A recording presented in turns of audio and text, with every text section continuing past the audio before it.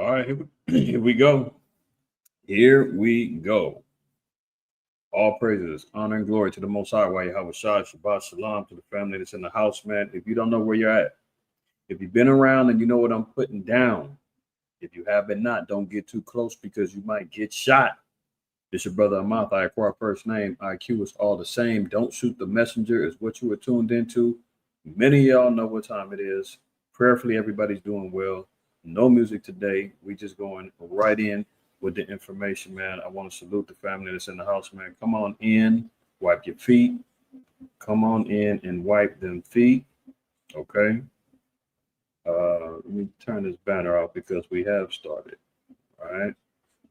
All right. Yes, there we go. All praises. All praises, man. How's everybody doing? Everybody doing all right?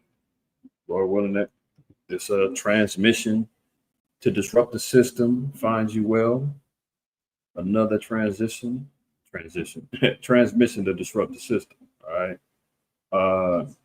Shabbat Shalom to Hashemai in the house. Uziel, Shalom, Koaf in the house, Shalom, Ashar, Aladad. Anybody and everybody else is just now getting your notifications, slowly but surely tuning in, tapping in. Come on in. What you waiting on? What you scared of? Are you one of them black folks that got bamboozled? Praying over your God? Modern day Pharaoh? You see the thumbnail? You know, I bet you now it's a lot of Negroes running around here. They already got regrets, buyer's remorse, right? But when I seen that thumbnail earlier today, and I was just like, I wonder how them people are feeling now that, you know, they've been getting laid off. They dropping dead from getting poked in the arm from after he did the Operation Warp Speed to try to stop the vid from, you know, spreading. We know and are hearing now that he's on a rampage with the Smithsonian and trying to discredit, distort, and even destroy the history of our slavery. And those are one of the principal tenets that we stand on according to prophecy with these scriptures to help us identify who we are as a people, right? So if this guy is saying, hey, you guys are putting too much on slavery, it wasn't that bad. Hey, we were victims of slavery too, chattel slavery, the Arabs, you ain't the only victims. You know, too much is being made of this. We're going to talk about all that because he done stabbed a lot of you Negroes in the back who were looking for some sympathy and a shoulder to cry on when it came down to him saying he was going to do so much for you. Hispanics, you already know you done got kicked straight up your rectum. After you made them votes, Hispanics for Trump, Latinos for Trump and all that, after you did that, man, he put that swift boot right up your butt cheeks. Kicked you up out of here, literally and figuratively. ICE raids jumping off still. Troops on the streets. We're talking about the essences and the precursors of martial law being displayed right in front of us right now. You know, we talked about what's going on over there in D.C. It's expanding now to Chicago. They got 19 other states that got that are militarizing the National Guard to hit them streets. Oh yeah, he's making good on all of his promises that he never told you about. All the things that he had his hand behind his back, fingers crossed, and all that other foolishness, smiling in your face. We're seeing all those things going down. What else we got on deck? Want to update about that the peace talks and the war?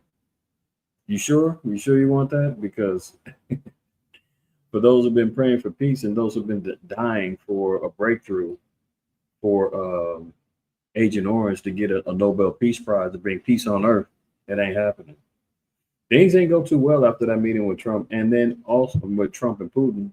And then afterwards, he met with Zelensky and other EU leaders. Didn't go too well. Didn't go too well. Well, we've been saying it. Besides me, the scripture said it. As y'all know, last week we covered the scripture. There is no peace to the wicked. So we're going to talk about that. He's actually expanding wars. It's actually getting worse. It's actually getting worse. Can you believe that? Hopefully you do. All right. If you haven't done, as my beloved sister over here, Denise, has said, that she's wiped her feet. If you haven't done that, shame on you. You know the rules. Do an about face, walk out the door, come back in, wipe them feet, man. Okay. I'm over here hard working, cooking up for y'all. You know the routine. I prepped everything before the Sabbath. Everything's hot and ready, man. Come on, sit down and eat. All you got to do is wipe your feet. Okay.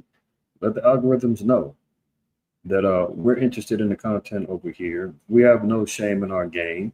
We like what we're watching, and we want to let others know. So that's what you do when you hit the thumbs up. All right. That's what I ask. It's free. You ain't got to worry about it. It ain't gonna hurt you too much to just do this with your phone. You know what I'm saying? That's all you got to do. All right. Appreciate you, Sister Denise. Everybody else is tuning in. Shalom to y'all. Come on in.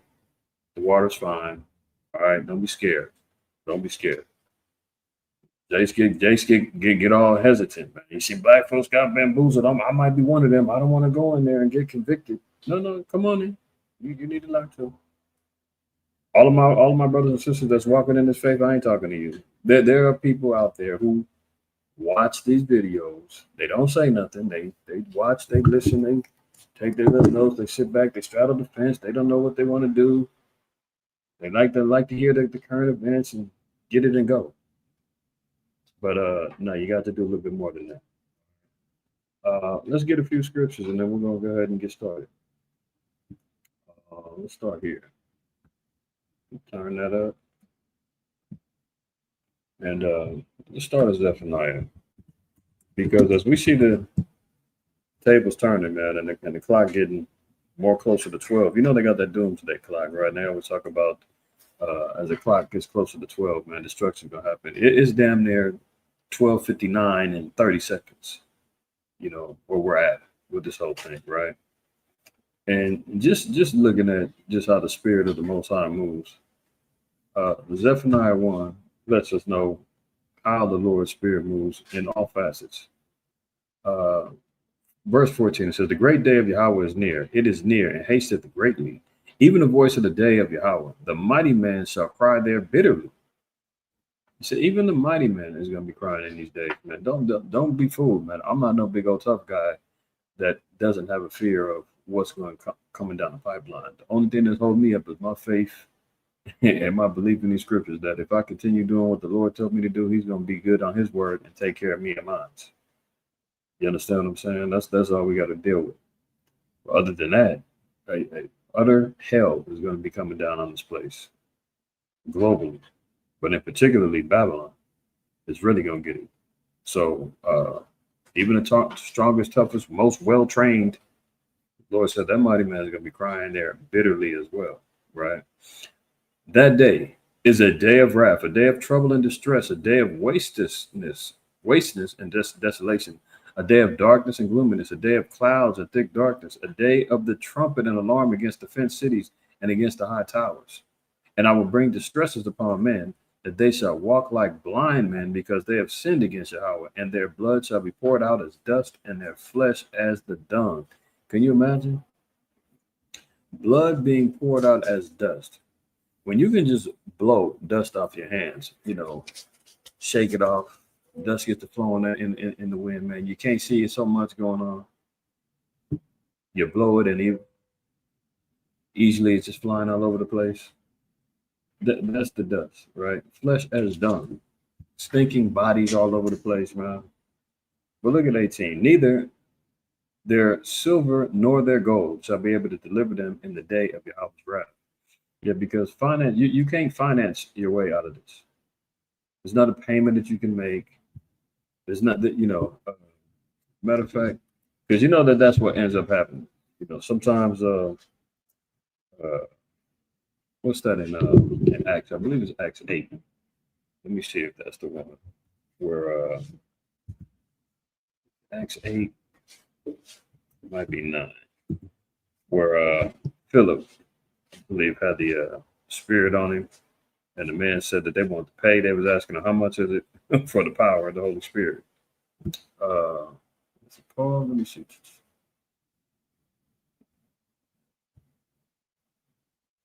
Give me 1 second, y'all. I gotta remember this one.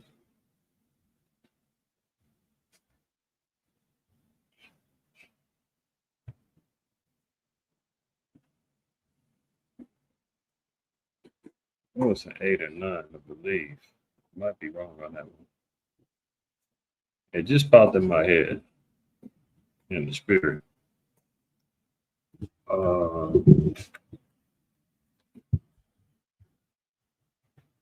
Give me 1 second.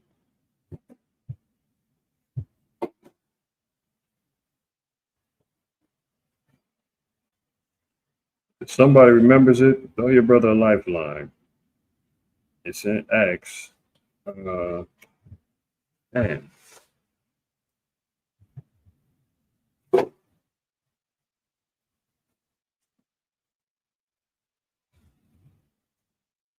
I might have to get my actual Bible out. I get stuck on something until I find it.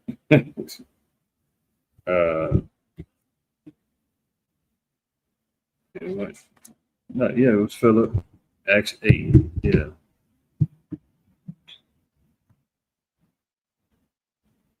Yeah. There you go. I knew it was 8. All right. I found it. All praise.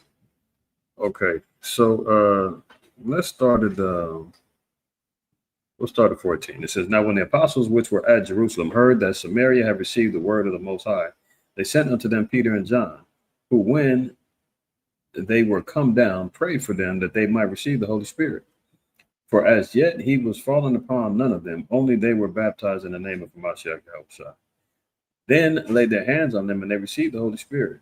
And when Simon saw that through the laying and when Simon saw that through laying on of the apostles' hands the Holy Spirit was given, he offered money, saying, give me also this power, that on whomsoever I lay hands, he may receive the Holy Spirit. But Peter said unto him, thy money perish with thee, because thou hast thought that the gift of the Most High may be purchased with money. I go through all of that because what is it being said in Zephaniah 1? It says, neither shall that silver nor their gold be able to deliver them in the day of Yahweh's wrath. There's going to be those who's going to think that they can pay their way. We see it all the time. If you've been in the churches, you've been in those crack houses, you've seen people try to pay their way into salvation, pay their way into favor with the leadership, pay their way into favor with the deacon boards and whatever else. Their attendance or lack thereof is made up when they come in and drop a little bag on the church. They get exalted, they get acknowledged. There was a video some years back of the since now passed away Eddie Long, and when he had his scandal go down with him and some of the young men that was in his congregation, it slowed up the bread for him, and he had a service. I remember. I don't know if anybody else seen this. He had a service that he had that was supposed to be the reopening of the relaunching of the church, and interestingly enough, it was during I don't think it was he calculated it correctly, but he basically was talking about first fruits. And he was acknowledging that, this is the relaunch of the church and the first fruits and this, that, and the third, right? And he was talking about the funding that's needed. And some anonymous woman stands up, shades on, looked like she had a wig on. I mean, like she's undercover. Walks up and gives him a stack of money, like, the little rappers be having with their little money phones and all that. Gave him a stack of money. And Eddie Long says, oh, praise the Lord. Hey, this is the first fruits. This is where we're going to start. First fruits. Like, come on, man. How do you accept some money like that? And it's clear that this was like a setup to try to bait everybody else into emptying their pockets to give to you. You don't know where that money came from. The money, the scriptures even tell you in the law that you're not to accept the price of a whore in your congregation of your money. In other words, you're not supposed to accept blood money. You're not supposed to accept money if it came from prostitution. You don't know. He don't know where that money came from, but hey, this is the first fruits. Hey, no. And you're going to have those who think that their money is going to be able to deliver them in them days. Let it be found that you, me, or somebody else is of the elect, and that the Spirit of the Lord is with you, and your household is being protected. Your household is being guided by the knowledge and the wisdom and the understanding and the Holy Spirit. Don't think that they ain't going to try to bribe their way in. Hey, we need to come with you. We repent. How much is it going to cost? I'll buy you this. I'll buy you that. I'll make sure you got this. Just take me with you. It doesn't work that way. It doesn't work that way. It's not for sale. It's not for sale. Neither their silver nor their gold shall be able to deliver them in the day of Yahweh's wrath. But the whole land shall be devoured by the fire of his jealousy. For he shall make even a speedy riddance of all them that dwell in the land. So, the Most High is not playing when it comes down to his judgments and where we're at in particular. Jeremiah 30:7, the famous scripture. Alas, for that day is great, so that none is like it. It is even the time of Jacob's trouble, but he shall be saved out of it. Who's the he? Jacob, his descendants, the Jacobites, the Israelites. We're going to be saved out of these conditions. The 12 tribes scattered throughout the four corners of the earth, blacks, Native Americans, and Hispanics, those whose forefathers are the descendants of the indigenous tribes here and are scattered through the curses of slavery. The Lord said that there's a lot prepared for an elect number of us to get up out of it, a remnant. Not everybody's going to make it. 2/3, the Lord says, has got to be cut off and die. But those who commit themselves to the righteousness of the Lord, the faith of Christ, and the keeping of the commandments, that's essential as well. That is essential as well. Okay, because sometimes, those in the church, man, they get it twisted. They thinking we don't believe in Christ. We don't know. We absolutely do. Are you crazy? It's essential. Revelation 14:12. Here is the patience of the saints. Here are they that keep the commandments of the Most High and the faith of Christ. See, it ain't just about faith. The Lord said, "What faith without works is dead." It's not just but trust and believe, have the faith, and you're good to go. Plead the blood of Jesus. No. You got to do something else. Actions come along with that. And this is only the patience that's been given to and allotted for the saints. Many of us should know about the saints of the Most High and who they are. But if not, let's look at Psalms 149. And 148, is it? And 14. So mind you, in context, you say, here's the patience of the saints. Who are these saints that have to have particular patience, and what do they need to be doing? It said, keeping the commandments of the Most High and have the faith of Christ. But these particular saints are defined according to the Bible.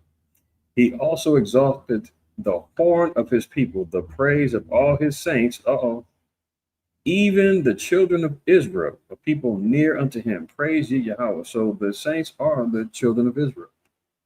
So when we're reading in Revelation 14:12, he's saying that the children of Israel are allotted this particular form of grace and mercy which is that patience, if we can keep the commandments and the faith of Christ, right?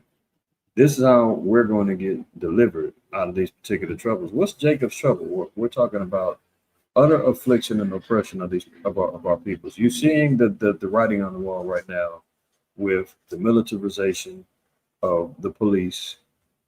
We've been talking about it for years on end. The police states, checkpoints, the mark of the beast coming, and the beast system, the AI takeover, technological advancements that's going to, push people into states of oppression regarding job losses,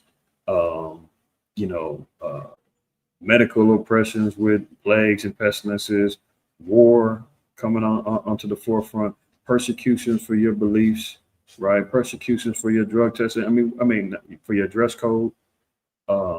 We're seeing even now profiling is now legal when it comes down to the quote unquote immigration laws. You can just have a look. You look like you're suspicious. You look like you don't speak English. You look like you're someone who's anti-government or seditious. You're out of here.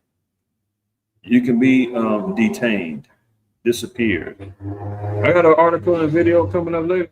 Remember the brother, the 10 tribe brother, Northern Kingdom cat, that had got he was one of the first quote unquote legal I don't know if he was a migrant or not, but he was a citizen out of DC or was it Maryland, got arrested. They shipped him off to El Salvador.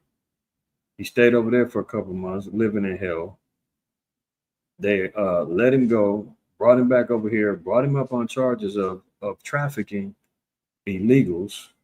How they did that, they showed some video of him with an illegal in his car. Who knows if he even knew the guy was illegal? We don't know what's going on, man. They set this dude up.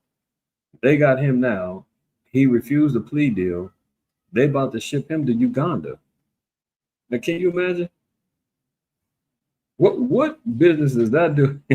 I don't know if he's Central American or if he was a so-called Mexican. I don't recall where his origins are from. I think he was from Central America, though. But they about to ship him to Uganda, of all places. Yeah, you remember Trump has opened up the doors. I think he got 5 different countries that said, "Come on, bring them on over here. We'll take care of them." El Salvador is too packed now. Now they shipping them to elsewhere, multiple countries in Africa. They about to send him over there. That's part of being in quote unquote Jacob's trouble, right? And these are all the things that we're talking about: mass persecution, death, turmoil, famine, plague, um, detainees, FEMA camps, all of that stuff, right? Now, continuing on, it says, "For it shall come to pass in that day that Yahweh, the power of hosts, that I will break his yoke from off thy neck and will burst thy bonds, and strangers shall no more serve themselves of him, but they shall serve Yahweh their power and David their king, whom I will raise up unto them." So we're going to be delivered from our bondages. We're going to be delivered from the bondages, not only the mental shackles, but the physical shackles. We're going to be delivered out of this, out of said oppressions that's coming down the pipeline. I mean, we're thinking like, it's rough now. This is just the the precursor to where and how bad they wanted to get. But the Lord said, we're going to burst the bonds, take the yoke off of our necks, and we're going to go serve the Most High under David, our King, which is speaking about Christ because he sits on the throne of David and comes from the bloodline of David, right? Therefore, fear thou not, O my servant Jacob, saith Yahweh. Neither be dismayed, O Israel, for lo, I will save thee from afar, and thy seed from the land of their captivity. See, this is why we got to be circumspect of the scriptures, because one thing that, and I know many of y'all know this, but might be some that don't. Isaiah 28 tells us how to read the Bible. Verse 9, right? Whom shall he teach knowledge, and whom shall he make to understand doctrine? Them that are weaned from the milk and drawn from the breast. So let's try to simplify that a little bit, because it's clear that there's got to be a reasoning of how we understand the Bible. So who is going to be able to be taught this knowledge, and who's going to be able to understand the doctrine that comes along with it, right? Many of our people, we got Bibles, we read it front to back. I seen somebody had acknowledged to me that they had read the Bible. It took them 4 months to read it front to back. I'm like, okay, did you find out who you were? Did you read it? Did you read? All kind of stuff gets missing in translation. You thinking it's like a regular book or a novel. You get the history, you get a little understanding, but you miss things like eschatology, which is the prophecies and things like that. It can't be read that way, right? It says, whom shall he teach knowledge, and whom shall he make to understand doctrine? So the understanding comes about of it. The Lord also said that with all our getting, get understanding. And the Lord said he can't give wisdom or knowledge to anybody that doesn't fear him, let alone doesn't keep the commandments. We'll get that in a second. But let's look at it in a little simpler translation, NLT. It says, who does the Lord think we are? They ask. Why does he speak to us like this? Are we little children just recently weaned? No, that's not a good one. To whom will he teach knowledge? Okay, so let's look at the ESV. So it says, to whom will he teach knowledge, And to whom will he explain the message? Those who are weaned from the milk, those taken from the breast. So, in other words, even Christ said that we have to come to him as little children, right? He acknowledges us as the children of Israel. We got to come to him at an infantile state, right? Even so, if we're looking at Hebrews 5, uh, is it Hebrews?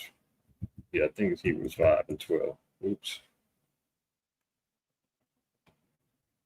To attain and get to the knowledge of the Most High, right? We have to come as babes. You can't come in with your doctorate. You can't come in with your whatever particular degrees you may have or whatnot. That really makes no difference at all. Because the Most High said that he's going to give us teachers according to his heart that's going to teach us knowledge and understanding.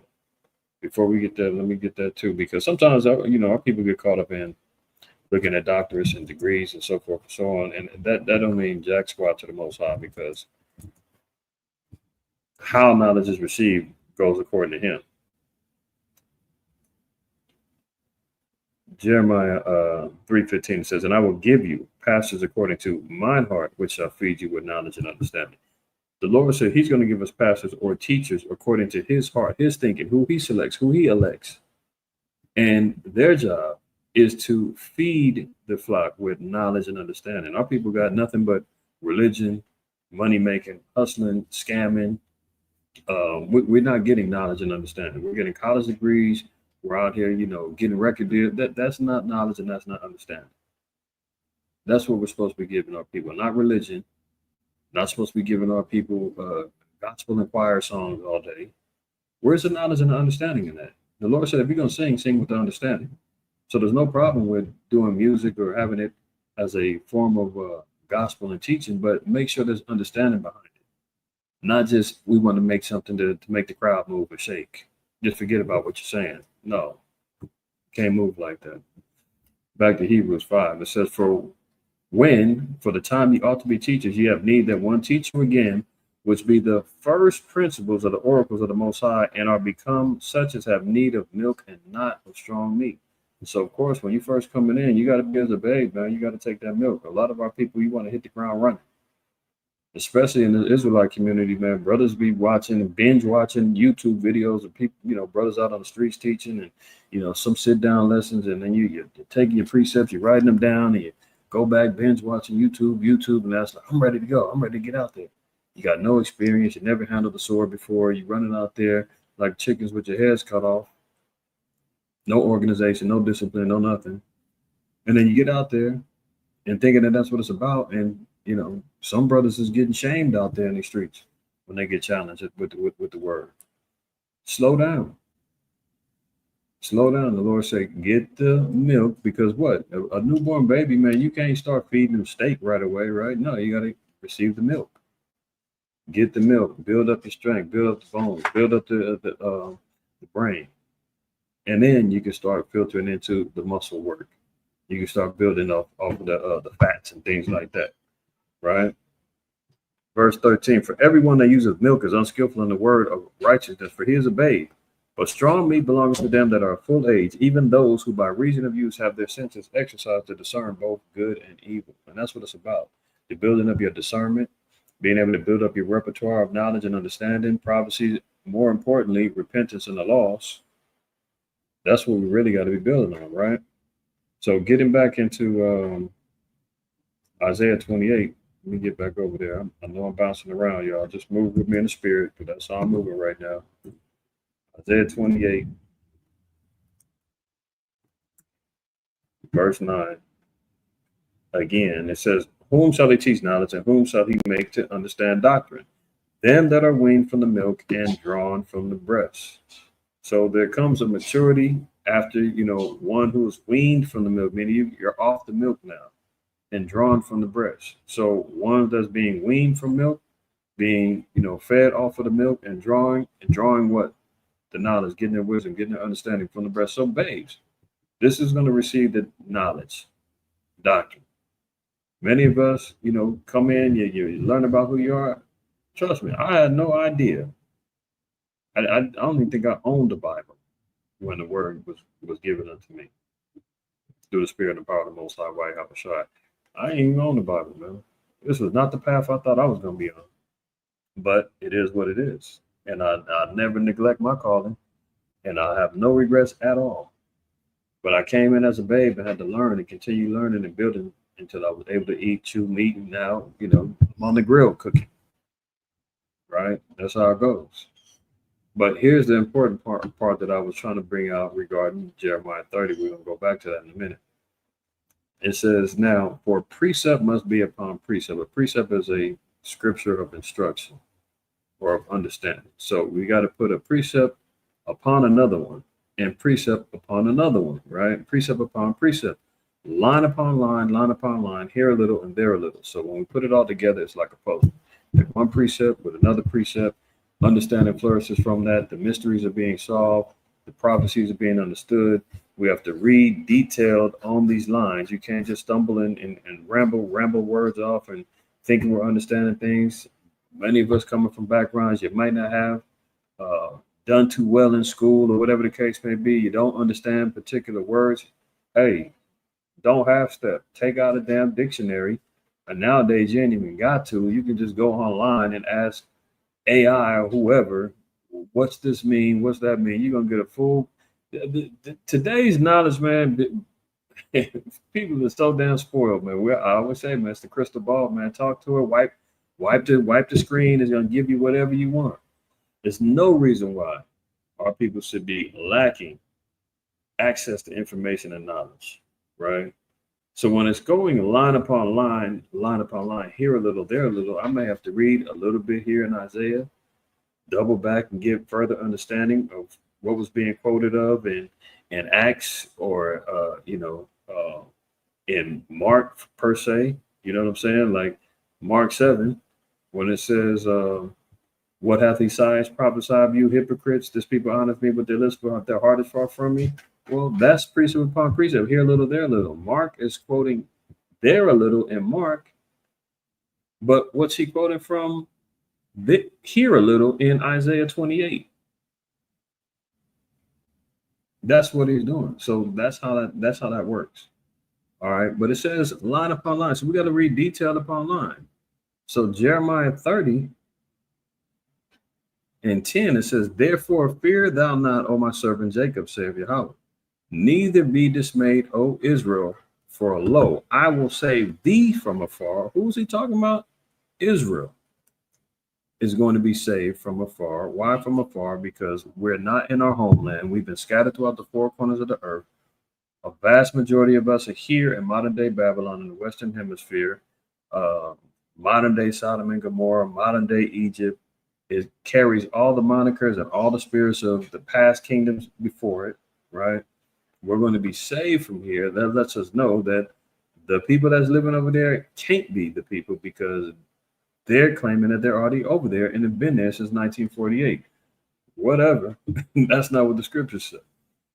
I will save thee from afar, and what thy seed from the land of their captivity. See, this is where the Christians go wrong because they don't believe that there is an ethnic hierarchy or there's going to be an ethnic form of salvation for our people, right? It ain't about the bloodline. It ain't about the flesh. It ain't about, I can't tell. Why are we mentioning the seed? Why is the Lord trying to preserve the bloodline and the seed line, the heritage, the stock of our people, these 12 tribes of Israel from the land of their captivity? You dang right it does matter who you are. You know, a lot of times people say, well, it don't matter who you are. We're all God's children. No, we're not all God's children. God said his children are the children of Israel. We have a name, identity, right? It ain't just anybody. Do we all come from, quote unquote, the blood of Adam? The scriptures say that, yes, but it also says that out of all of them, one seed was chosen, one nation was chosen, and that's what counts. I'll save thee from far and thy seed from the land of the captivity. See, the average person, they might just read through that and not even trip about that word. That's a heavy word, 4 letters, heavy as hell. Because that indicates that it is going to be based upon who you are. Your bloodline and who you are does matter. Your seed line does matter. As much as this place likes to throw out confusion. And, hey, you're mixed, you're mulatto. I don't know who I am. I'm a mutt. But no. Well, what's the Bible? The Bible said we go off the seed of the Father. Your father's this, then you're that. You understand? Very simple. We don't have to, try to confuse nothing and make. That's their job, right? This is why we're in the land called Babylon or Babal, meaning confusion. But the Lord made it clear. He said, He's going to say, "Walk thee from the land of our captivity, and Jacob shall return and shall be in rest and be quiet, and none shall make him afraid." That's what we're looking for. That's what we're looking for, right? Let me get one more in Psalms, and then we'll get to some of these. Oops. There goes spelling Psalms wrong again. Psalm 103. And this is something we're going to read down. Let me just read the whole thing real quick, just for inspiration and spirit. Keep everybody encouraged, because I know it sounds like, oh, everything's bad, all bad, all bad. No, but guess what? We stay balanced, and we see how the Most High is going to look out for his people as well. Psalms 103. Let's read one, and we're going to read down. Bless Yahweh, O my soul, and all that is within me. Bless his holy name. Bless Yahweh, O my soul, and forget not all his benefits. Who forgiveth all thine iniquities, who healeth all thy diseases. So these are things that we see that the Most High is going to be able to do for us. Forgiving iniquities and healing diseases, right? Who redeemeth thy life from destruction, who crowneth thee with loving kindness and tender mercy. You see that? Redeemeth thy life from destruction.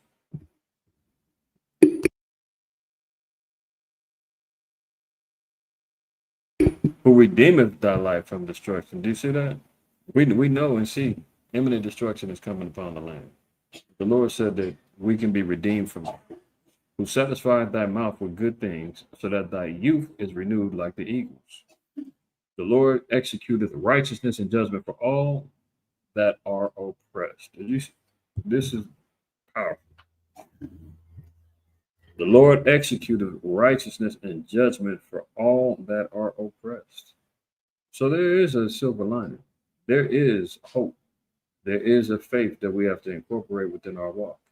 Because if you don't believe this, you can forget about it. We should be praying for execution of righteous judgment for all that are oppressed, man. If we've been oppressed, man, and you say, well, how am I oppressed? Listen, man, if you waking up under an alarm clock every morning, having to go serve your enemy. He said, ain't my enemy, man. Bob is that's my cool boss. Wake up, man. Wake up.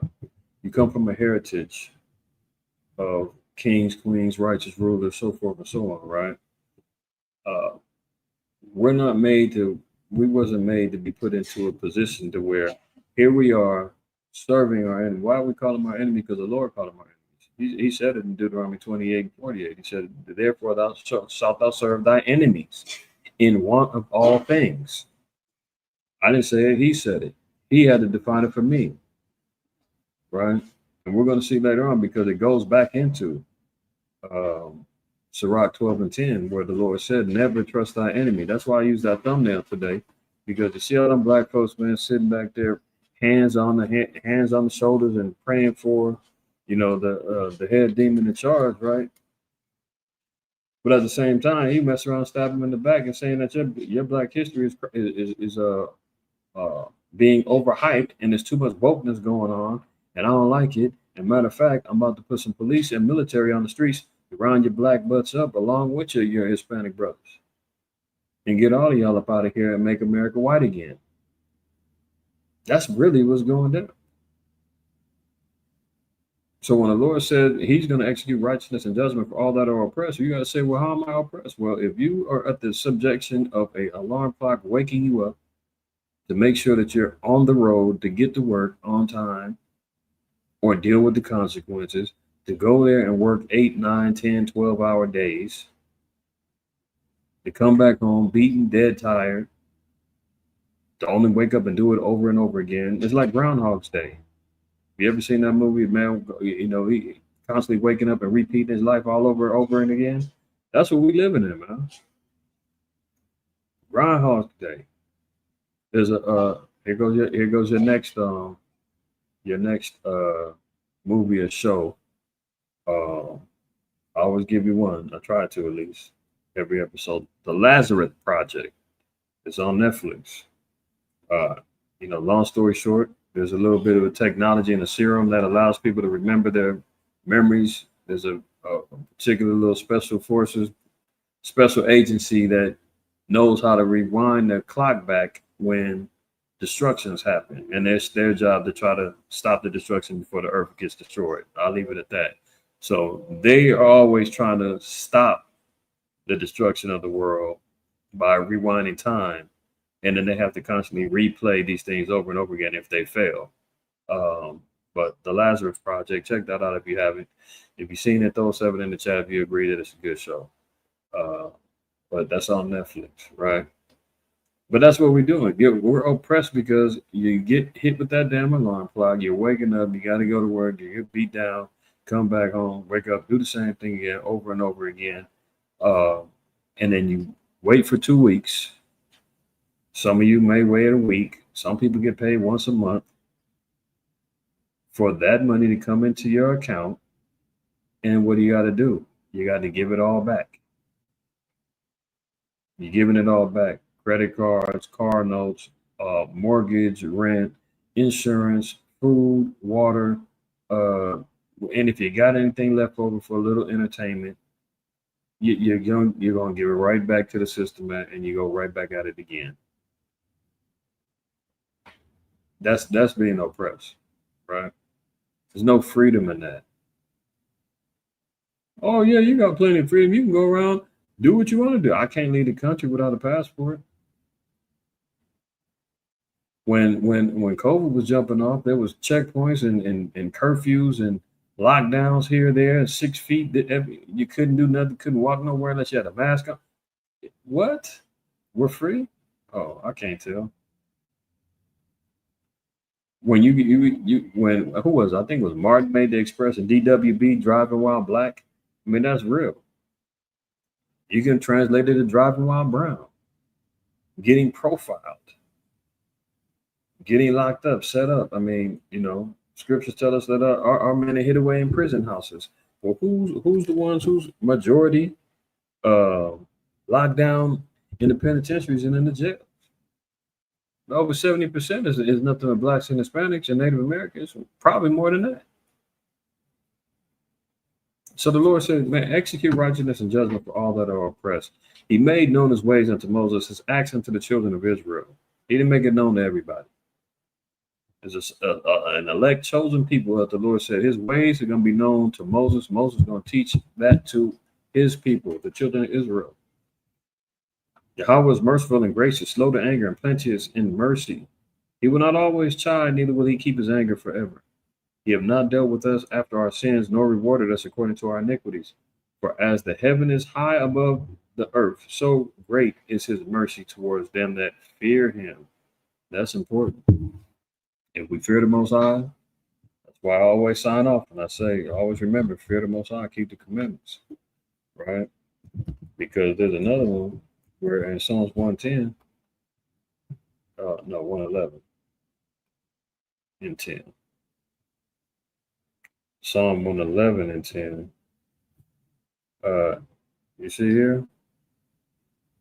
The fear of Yahweh is the beginning of wisdom. A good understanding have all they that do his commandments. His praise endure forever. So you won't get any understanding until you come into the commandments of the Lord. Wisdom won't be imparted into you until you fear the Most High.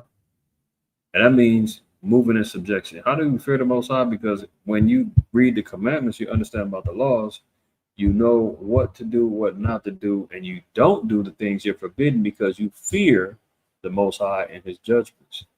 That's why our people run around here so lawless and disobedient and rebellious and wilding out, because they don't have a knowledge about the laws, the do's and the don'ts. Some do. Some have a clear understanding and know they're doing wrong and still do it. That rebellious heart, that rebellious mind, that stiff-necked nature is going to be cut out of our people. But the Lord said the fear of him is the beginning of wisdom, right? Now, continuing on in this prayer for the mercies and the endurance of the Most High and the deliverance. Uh, Verse 11 again is for as the heaven is high above the earth, so great is his mercy toward them that fear him. As far as the east is from the west, so far he removed our transgressions from us. Like as a father pitieth his children, so Yahweh pitieth them that fear him. For he knoweth our frame, he remembereth that we are dust. As for man, his days are as grass, as a flower of the field, so he flourisheth. For the wind passeth over it, and it is gone, and the place thereof shall know it no more. But the mercy of Yahweh is from everlasting to everlasting upon them that fear him, in righteousness unto his children's children. How many times we've been reading about fearing the Most High? He thrives on that, man. It relishes in us having respect and honor and a fear of him. And in doing so, he extends his grace, his mercy. He said, unto his children's children, your ability to fear the Most High can actually help and protect your children and their children. Because what? If you teach them the same principles, it will be a trickle down effect. That's how we get righteousness within our nation. And that's also in Proverbs, I believe it's 14:34. Yeah, see that? Proverbs 14:34 says, righteousness exalts a nation, but sin is a reproach to any people. You know how people want to know, you want answers, man. What are we going to do? How are we going to get out of this, man? I'm sick of this. Look, the Bible gave us the answer. Righteousness exalts our nation. That's what's going to bring us up and above and out of our conditions. Righteousness. And the laws, according to Deuteronomy 6:25, it shall be our righteousness if we do the commandments of the Most High. That it's simple. Commit ourselves to fearing the Most High and doing what we're told, and he'll exalt us. He'll lift us up and put all others beneath us as it was supposed to be from the beginning. But sin is a reproach to any people. Sin will destroy anybody, from the Lord's people down to the heathen. Doesn't matter. All right. Verse 18, to such as keep his covenant, and to those that remember his commandments to do them. Hello? Remember to do his commandments. Keep. That's why he said put them fringes on. Because I know my stiff-necked people, man, we constantly need reminders. We got selective memory. We try to, slip, slide around, trying to figure and finagle and, finesse our way into not doing what we're supposed to do. No, the Lord said, no, if you remember, matter of fact, I ain't even giving you no options. Put these fringes on your clothes so that you can remember as a reminder to keep the commandments. When you get dressed every day, that's supposed to remind you, I'm in the laws of the Lord. To keep as his covenant, right? Verse 19, Yahweh hath prepared his throne in the heavens, and his kingdom ruleth over all. Blessed the Most High Yahweh, ye his angels that excel in strength, that do his commandments, hearkening unto the voice of his word. See, even the commandments are subject to the angels as well. Everybody stays in line. The scriptures even tell you, man, the tides of the ocean don't break their ranks with the Lord. The celestial being, the planets, the stars, everything stays in this particular alignment. Don't nothing move.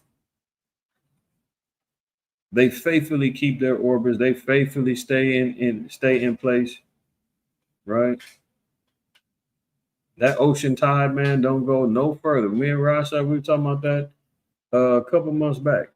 We was over in Malibu conducting a wedding with Ratazan, and we was looking at that ocean, man, and that ocean water was tempting to move up higher and closer, but it kept going back. And I remember Rasha made the analogy of the way that the ocean moves back. It's like it's sliding backwards in a bowing motion, which was deep, because when you do look at it, it rushes up, but it eventually bows down and goes back. And that's how the Most High puts everything in subjection, right? So say even the angels that excel in strength do his commandments, hearkening unto the voice of his word. Bless ye Yahweh, all ye his hosts, ye ministers of his that do his pleasure. Bless the Most High Yahweh, all his works in all places of his dominion. Bless Yahweh, O my soul. So I just wanted to send that spiritual inspiration, man, reading of these Psalms and keeping our people in a mind frame of not getting so caught up in the stressors of what's going on in life and what's to come down the pipeline and is coming down the pipeline. Stay inspired. Continue moving in the fear of the Most High, the wisdom, because we're still going to be healed. We're still going to be redeemed. We still got a chance to be saved by the Most High's grace and mercies and His love and kindness. But at the same time, we got to do the work, though. And many of us may not, even though we commit ourselves to it, some got to be martyred, some got to be made examples. That's how it goes. I mean, look at all the disciples was persecuted, killed, tortured, jailed for their beliefs, beat down in the streets. All of those things still was part of the testimony, right? So it ain't like, hey, you just gonna walk through, ain't nothing gonna touch you. No, it doesn't work that way. Let's give one more scripture too before we get to these current events. How do we know that? Because even the righteous, and looking at Revelation 6, and let's look at verse 9. And this is the testimony of the fifth seal, right? It says, and when he had opened the fifth seal, I saw under the altar the souls of them that were slain for the word of the Most High and the testimony which they held. So even the righteous, when this fifth seal gets opened up, man, many of the righteous are going to be slain too. That's going to come with the persecution. That's going to come with the detainments and the tortures and, being slain for holding the testimonies of Christ and keeping the commandments and not budging or compromising when being forced into position to do so. So it ain't just going to be, if I do what I'm supposed to do, everything. We don't have any guarantees in that. That's what keeps us fearful, right? That's what keeps us fearful. So let's move and see what's going on in the world today. All right. So updating, what happened with the wars and the rumors of wars, man? There was a lot of right-wing MAGA hat people who was cheerleading along. He's making good on his promise. He's going to end the war. He's doing what no other president's been able to do. He got Putin to come over here to Alaska. They're going to talk, and he's giving them ultimatums. And if we haven't learned by now, man, that Agent Orange, Donald J. Trump, man, is a master bluffer. He loves to make threats. He's a troll because at this point, remember, he gave a 50-day ultimatum, dropped it down to 10, met with Putin, did nothing come of it. America did nothing. There's no sanction, nothing that came from that. Russia went straight to bombing again, right? Then he doubled back and said, well, I'm just going to meet with Zelensky, and we're going to get him and the EU. I'm going to get them to get on board, and did nothing come of that. Only thing they left for that saying that he was going to hopefully facilitate a meeting between Putin and Zelensky. And Zelensky, I think Putin was like, man, I'm not in no rush to talk to him. Anyway, back to business. So in typical fashion, look at it. Russia launches missile attacks on central Ukraine hours after Trump and Zelensky meeting concludes. So Russia ain't playing, man. This only goes to show you that that prophecy in Ezekiel 38 is so real. When the Most High said he's going to put hooks in the jaws of Gog and Magog and drag them into war, man, whether they like it or not, man, his mouth has been bridled like a horse, man. And he's being tossed and turned whichever direction that the Most High is leading him, which he's leading him into a path of World War III. So launching missile attacks, and they said it was heavy attacks too, hours after he met with Zelensky. And mind you, this was just 2 days before he was supposedly talking with him, chopping it up for 3 hours in Alaska. And Trump talking about, yeah, we had a very productive conversation. We got a lot of things discussed. A lot of it, a lot of little things, but there's one major thing that we might be able to talk about, but we don't have can't speak about it. I seen the video I played last week. Nothing's coming of it, man. Russia went right back bombing again. Russia launched a wave of missile and drone attacks against Ukrainian cities on August 19th, hours after President Volodymyr Zelensky concluded peace talks with U.S. President Donald Trump at the White House. Explosions were reported in the city of Kremenchuk as Russia launched ballistic missiles struck the country's central region, multiple ballistic missiles and dozens of drones were reportedly used in the attack. So much for that, right? They keep talking about Trump trying to get a Nobel Peace Prize, man. You can forget about that. He just wants to add one more thing to his little resume. That's not going down. Let's continue. This is why I said it's getting worse. Maduro says mobilizing millions of militia after U.S. threats. So there's a threat right now that America is thinking about invading Venezuela. Venezuela is on high alert. They've got 4.5 million militia members, man, getting ready to get busy for warfare with America. And America, in typical fashion, man, you know what? Hold on. I'm about to see something real quick. I've mentioned this countless times. Before we continue, countless times I made mention about a documentary done by Oliver Stone, and it's regarding the colonization of the Central American and South American countries, in particular, Venezuela, Ecuador, Argentina. I think those are the three centered focus. It might have been one or two more. If you know or remember the name of this documentary that I have recommended for brothers and sisters to watch multiple times, put it in the chat. I will wait. I'm gonna give y'all I'll give you a couple minutes. There's a documentary that I have mentioned multiple times regarding the IMF, the International Monetary Fund, America, how they conquer and institute puppet governments, taking over Central America, South American countries, how they utilize the press to demonize the leadership, to make them sound like, in particular, Hugo Chavez at the time was the president in Venezuela. And they were talking about he was a dictator. No, not Wag the Dog. That's a movie. This is a documentary. This is a documentary by Oliver Stone. See, y'all be giving y'all jewels to watch, and then y'all sit back and be like, I ain't watching that crap. I ain't watching that crap. I'm going to turn on Friends. You want to turn on your favorite sitcom? You want to see what's the name of that other one? Everybody watch South Park. You want to watch The Simpsons? I'm trying to give y'all some real gems, man. Look.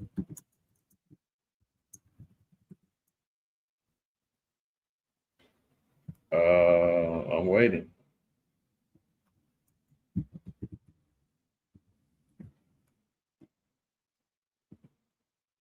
Y'all are super quiet over here. Ain't that something? I don't even remember. Ain't that a... See, I don't know. Am I casting my pearls before swine? I'm just wondering. All right, I'm gonna throw y'all a lifeline, man. Do not sleep on it. Don't sleep on it. I'm trying to tell you. Oh, my brother. See, I almost gave up. My brother, 10 toes down, always around. Kohath got it on the money. On the money. South of the border, right? You got to go check that out because it's going to help you understand, help us understand better. Even worse, how America, global banks colonize, oppress our brothers in South Central America. How they take over these particular places by loaning them out money, exorbitant interest rates where they can't pay it out. When they can't pay it out, guess who comes along and takes control of those countries? You guessed it. Good old America. Next thing you know, KFC's over there, McDonald's, they speak in English. Industries are getting built up over there. Oil is being taken over. presidents are being taken down. New Spaniard-looking dictators is getting put into place. You got it. You got it, sis. There you go. There you go. I got to go check that out because this is what's embarking right now with President Maduro. They could talk about, you know, his ruling as a socialist, quote unquote dictator, and all of that, right? Because that's what ends up happening. When Hugo Chavez was the president over there, once they paid off their loans that they owed to the IMF, he told them, "Man, go to hell. I don't want no more money from get up out of my country." After that, they was demonizing him. They was talking about he was a dictator. He's oppressing the people. America organized the coup. They tried to put him to death multiple times. He even said, man, when George Bush came over there to go speak, he went in and spoke after him. He said, man, it smells like sulfur's been here. Basically called him the white man the devil. Now you see why they got rid of him. Maduro comes behind him, leading the same way. Now, has he done I guess a greater good to help uplift the country? No, they're in too deep. They're in too deep.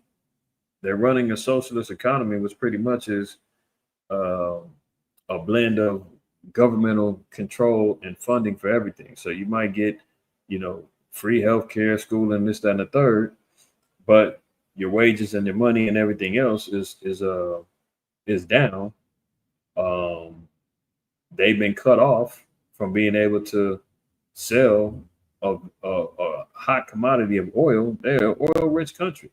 But when Esau came down and said, sanctions on them, nobody deal with them. If you do, we're on your head.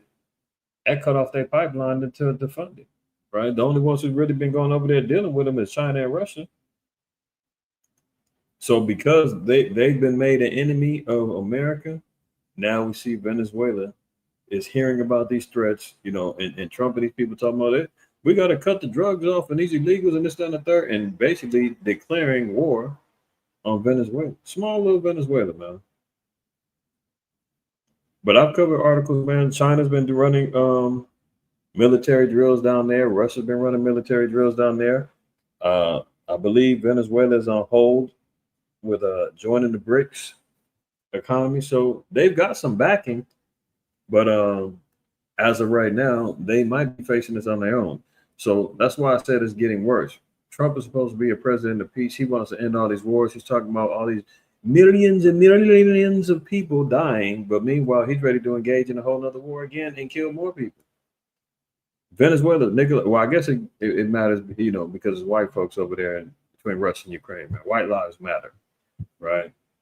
But if there's brown folks down there in Venezuela, man, bomb the hell out of them. Who cares? We're going to invade.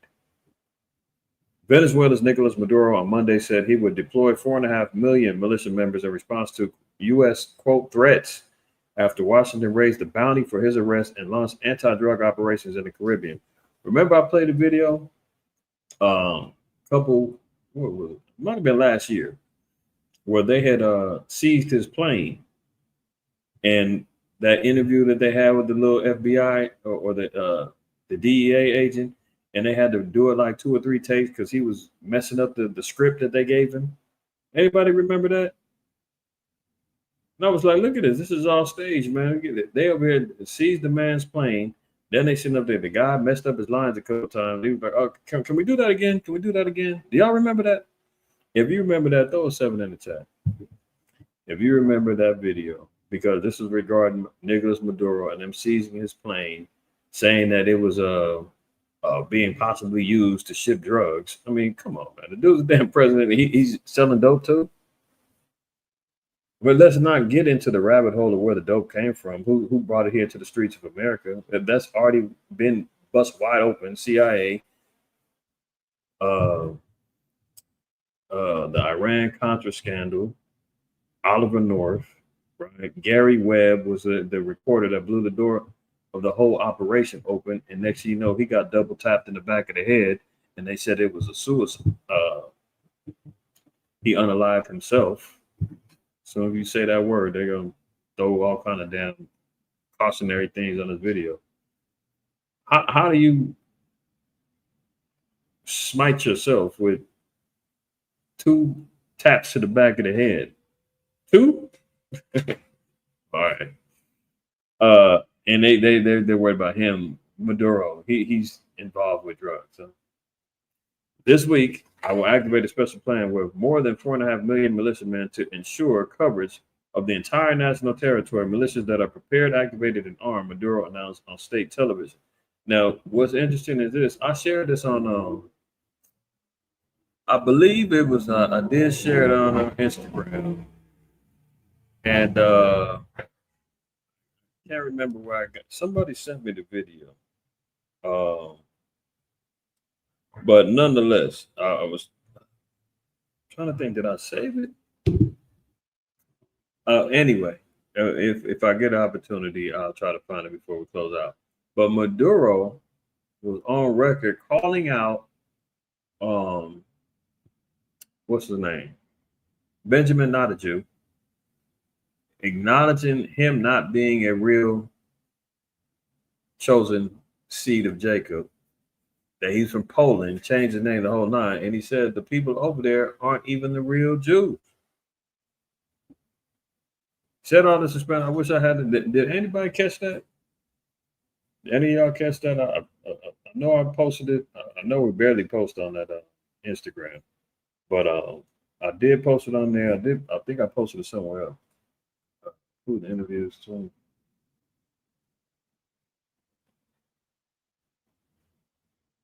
I guess y'all don't remember that video there, that interview. With what's the name?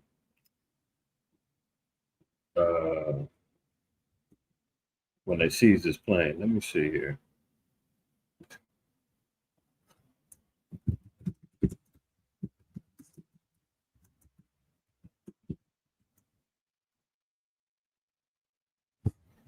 Yeah, so U.S. seizes plane by Venezuelan President Nicolas Maduro, citing violations of sanctions of export and control laws. So they've been on him for a minute, right? Look, they've been on him $700 million of Nicolas Maduro's assets. Hold on one second. I gotta find that other video because when he starts getting according to our oppressor, man, you start getting beside yourself, man. You get a little too chatty and start speaking some truth. It's a problem, right? Let me see. Where is that video at? I don't see it on here. Man, who sent me that video?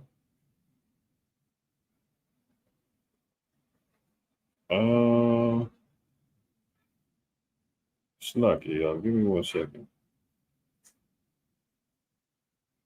I think it was.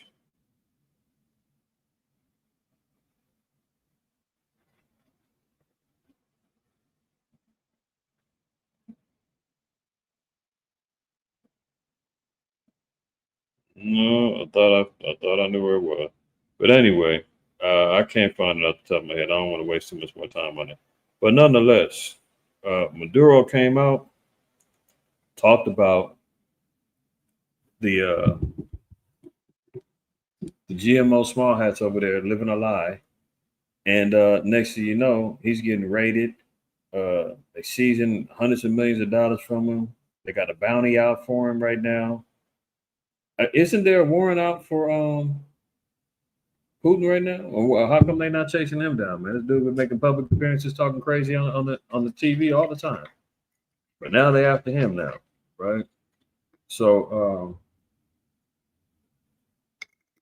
now we see here this week, I'll activate a special plan with more than 4.5 million militiamen to ensure coverage of the entire national territory. Militias that are prepared, activated, and armed, Maduro announced on state television. Official figures say the Venezuelan militia, founded by Maduro predecessor Hugo Chavez, contains about 5 million people, though the actual number is believed to be smaller. All right. So warfare is on the horizon and an invasion into Venezuela. And you know what it's about? They want that oil over there. They want that oil over there. They want the resources. Remember, Trump is on the mission. He wanted the Panama Canal because he wanted access to that. He wants Greenland. He wants Venezuela. He wants. He got the mineral deal over there in Ukraine. So he's on a scavenger mission. Is what's really going on. And Maduro just said too much now. So let's see where that goes. Look at it. Russia bombs a U.S. factory in one of the war's largest attacks. So this is after he already met with Putin. Russia's bombing U.S. factories now. You would consider that an act of war, man. I'm still wondering why there hasn't been a retaliation by the U.S. at this point. Either Trump is scared to get busy, or I don't know. But you would think that would incite, at the least, some sort of retaliation from America. U.S. factory, one of the war's largest attacks. The Kremlin launches more than 600 drones and missiles at targets across Ukraine.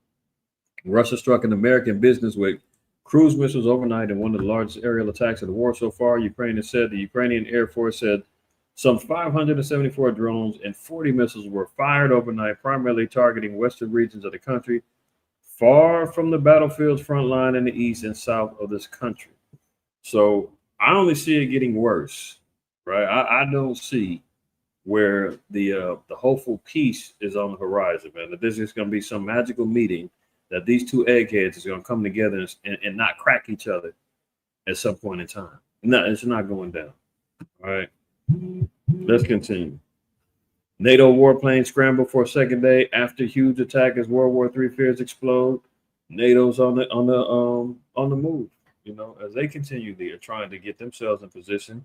We constantly seeing these particular type headlines every other week about how NATO's preparing. This is after they left that meeting too on Monday, because the EU and many of the leaders were there too. Is this the video, Ashar? You send it to me. I guess they're not letting you put it in the chat. Maybe you can't put a video in the chat. Is that it? There you go, Johnny on the spot. Do you have $100? Because I'm looking for 2,000 believers who are willing to trade $100 for a house. Shut up. He visto las declaraciones. Okay, let me see if I can share this.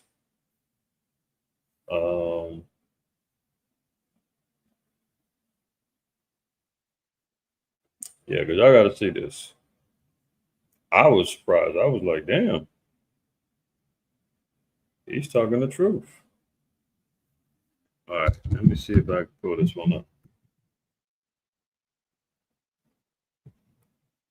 Give me 1 second, y'all. Y'all got to see this one. Maduro talking big stuff, and now he's got to deal with the consequences. You don't talk about massa, man.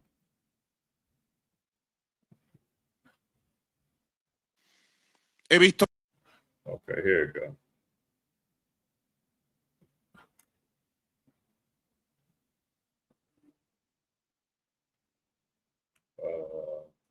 Here we go.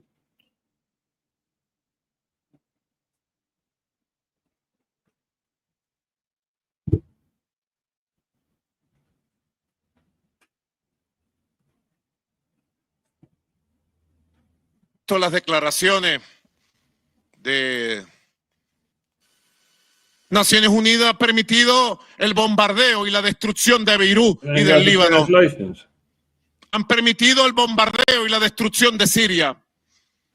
Todos los. Well, you better watch this before you send it. I know you thought you had it, but he ain't got the translations on here. Dice Londres, ¿qué dice Washington? Van a seguir alentando al Hitler del siglo XXI. Oh, see there, he said something about Hitler. Yeah, this ain't the translation, man. We need the one that's translated. They got the closed caption translation underneath. Valiant effort, my brother. I appreciate you trying, though. But that is the video, but there's one that has the language translated. If you find out one, send it to me. If not, we got to keep it pushing. Moving on back to NATO. All right, so NATO is getting ready to, from their feedback that they got after that meeting on Monday, because they went into the meeting with Zelensky on Monday as his handlers, as his his witnesses, because they seen how it went the last time. Last time he was at the White House, they called it the Fight House. He was in there getting barked on, and they was butting heads, and they was going at it in there and all of that, and it didn't go well. This go around, they told him, man, put a suit on, and we're gonna go in there. We got your back. So they had a whole little round table of people from the EU, man, various countries in NATO in there, want to talk about the state of the war. And what they do when they left, they said, "Oh, this ain't looking good. Let's go ahead on and get scrambled and get ready, because who knows where this could go." This is a post that I seen regarding what's going on in Venezuela and how America moves on these particular countries. I can read this better than I can say it. Whoever this guy is, CEO, lawyer, he typed it out perfectly, right? Over here, he says, want to make a quick 50 million? All you got to do is destroy the president of Venezuela, Nicolas Maduro. That's the bounty. $50 million for his head, right? Yes, you read that right. The United States government put a bounty on a president of a nation. This guy hasn't attacked America, stolen our resources, destroyed or injured our people, but he has said the one thing you're not allowed to say in America. This is why they want him destroyed, just like all the other heads of states that defy Israel and America. Yeah, this is the video was attached to this guy's I think it was an Instagram post. Somebody sent it to me. I can't remember who did it. But yeah, the video is attached to this, right? Oh, dang, I want to say, I know who it was, but I didn't see it. I didn't see it in this post. But anyway, up here it says, when Gaddafi wanted Libya and the rest of Africa to move to gold-backed currency, the U.S. smote him and destroyed his country. When Saddam Hussein wanted to move oil transactions off the U.S. dollar, the U.S. smote him too and ransacked Iraq. And when Venezuela wants to become independent, the U.S. again smites and destroys. We're the bad guys. See, white guilt doesn't make them tell the truth. White guilt will make them tell the truth, man. Look at that. So this is exactly what, when you see this, Venezuela wants to become independent, that's essentially what that movie or the documentary South of the Border covers. And I've played it. Matter of fact, I played a little clip of it when George Bush had a meeting with the Oliver Stone was interviewing the former president of Argentina. And he said he had a meeting with Bush, and they were talking about how they, get out of their economic situation. And Bush advised him to go to war. He said, man, anytime you want to, you need money, you got to go to war, because that makes them create funding and, print money and everything else. So we see why America's been at war and hasn't known peace all but about 15 to 17 years of its existence since 1776. America has continually been in some sort of conflict or war since then and continues on. So that's the way of the world, man. If you don't go along with them, that's your $A double dollar sign, as they say. You remember what happened when Hillary Clinton said, we came, he saw, he died. Ha ha ha ha. And laughing about how they, put to death Gaddafi in Libya, right? He was on the way to creating his own currency backed by gold. He was getting ready to liberate all the other African countries and lead a whole new regime of trying to get Africa on their feet of independence. And those type of voices can't be heard. Ask Fred Hampton. You seen that. Fear of a Black Messiah. Anytime you get some particular leadership, that was J. Edgar Hoover said, man, we can't have no Black Messiahs, man. We can't have nobody waking these people up. Anybody who's on the right track, anybody who's a threat to the exposing of this particular regime, man, you got to get rid of it. You can't get rid of him, defame him, discredit him, embarrass him, scandalize him, do whatever you need to do. But we can't have him be a voice. But they got no problem taking out them heathen, though. Look at this, military preparing attacks on Mexican cartels. So not only Venezuela, but they're also talking about going to war with the cartels. Trump administration has directed the military to prepare for lethal strikes against cartel targets inside Mexico.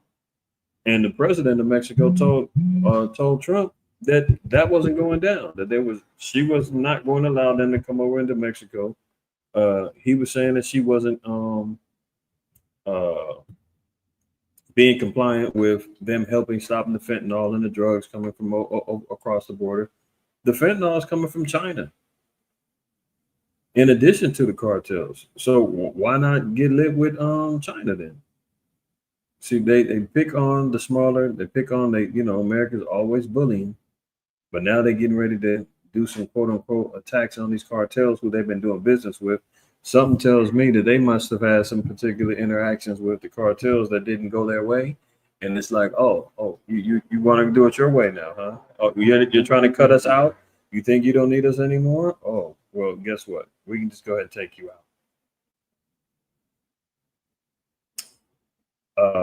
Nicaragua and all them, they all know how America operates. The Trump administration has directed the military to prepare for lethal strikes against cartel targets inside Mexico. 3 military sources tell us the top secret planning order issued in late spring directs Northern Command, or NORTHCOM, to manage the attack plans, which are to be ready by mid-September. Though the U.S.-Mexico military relations are broad and cooperative, any military action south of the border is considered extremely sensitive for both Washington and the Mexican federal government, and is rarely discussed in public. Not only is Donald Trump uniquely focused on TCOs, transitional criminal organizations, the official name for cartels, having designated them terrorists in one of his first executive orders, but he has shown himself to be willing to take unilateral action despite potentially negative political ramifications. I didn't put it in here, but I do remember the GMO small hat female president in Mexico says she wasn't having it. What's her name? Scheinbaum?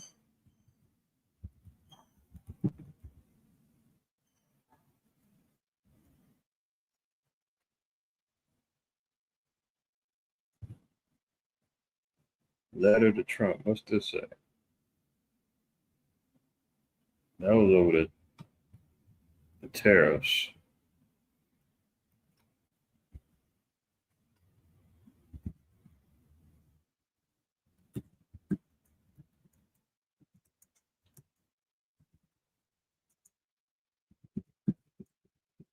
Let's see if something come up with that. Yeah, see here. Mexico president denies new DEA partnership against cartels. The DEA announced a, quote, major new initiative with Mexico to fight cartels. President Claudia Sheinbaum of Mexico said that was news to her. So, of course, the small hat man, she's saying, no, let the cartels operate. You coming over here? I don't know nothing about that. No, you're not allowed to come over here. Let the drugs flow. Sheinbaum rejects U.S. airstrike talk on cartels, vows to defend Mexico's sovereignty. So she ain't with it.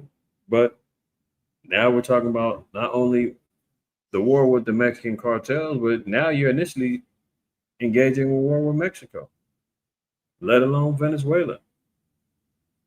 Right? The only thing that came up out of the Ukraine-Russia talks is that Trump said that he won't put U.S. troops on the ground in Ukraine. Well, that's not really a big deal because they've been fighting with drones and missiles anyway. There's some ground-based warfare that's going on, but most of the damage is coming through these drone attacks. So to say that you're not going to have U.S. troops on the ground, what's that mean? That's like talking in code saying we ain't gonna be on the ground, but we're gonna bomb away in the air. They're the ones giving all the radar and the military strike positions and all that other stuff for Mexico. They're providing the intel.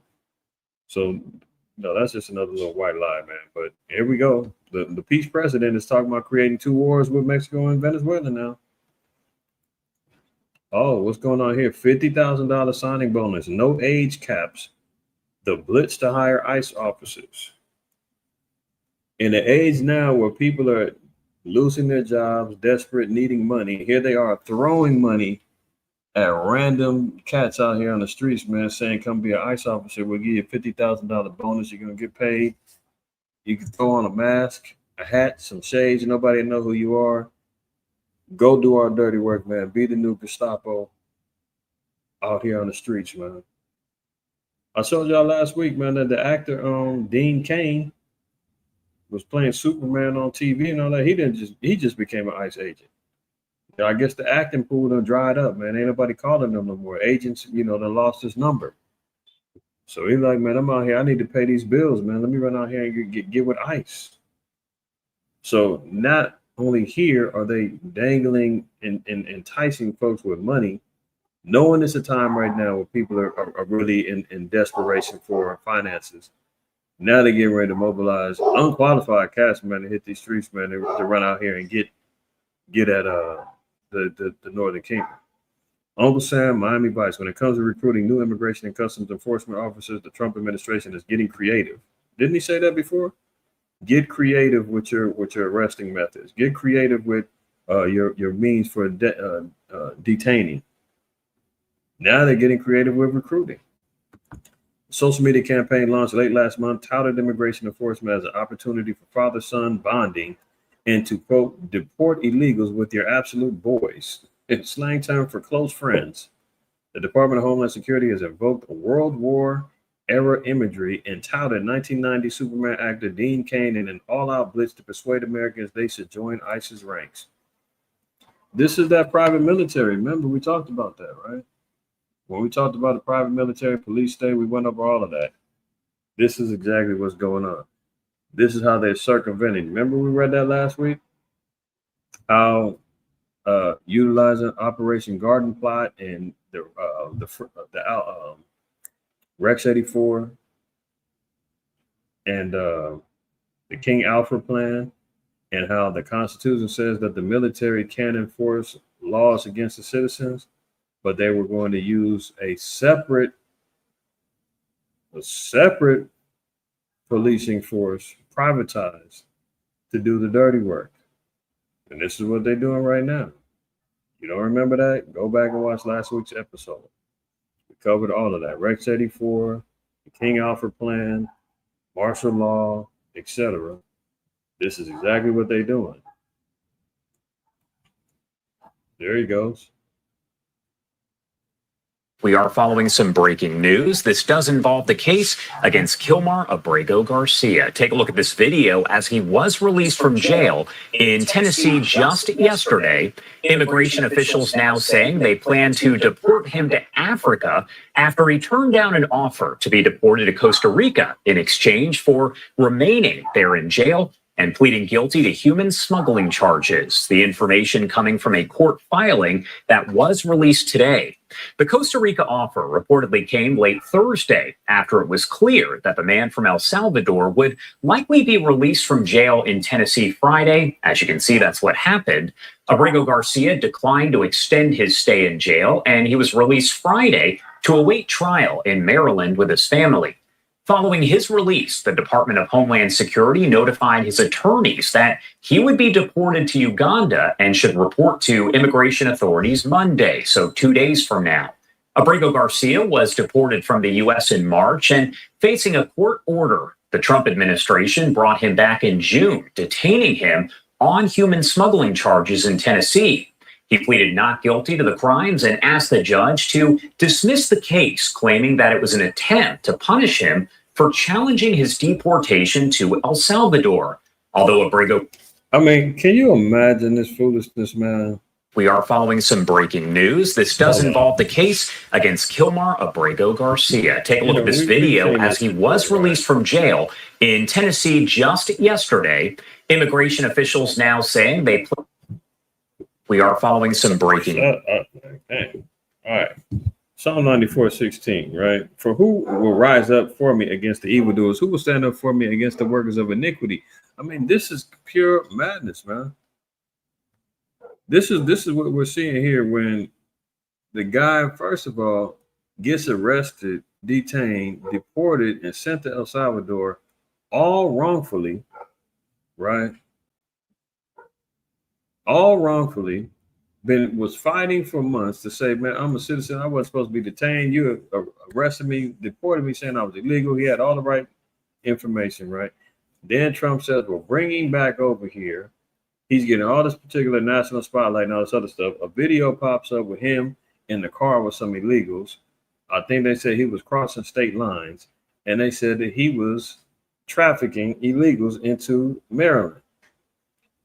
We don't know nothing, the circumstance. We don't know where, why, how that ended up happening. That became his new charge. So he's thinking, oh, I'm getting out of El Salvador prison, man. Finally, I'm going back home. Remember, and Trump was running around saying he's a gangbanger. You can see the tattoos, and clearly it was Photoshop and all kind of damn AI messing around with skin. Tattoos was fake that he had on his hands and all that other stuff. He gets back over here, and they say, well, you're getting extradited back to, you're going to Tennessee now for your trafficking. Now they keep saying that he's getting released, but you're going to get released to go do some time in Costa Rica. He says, no, I'm not doing that.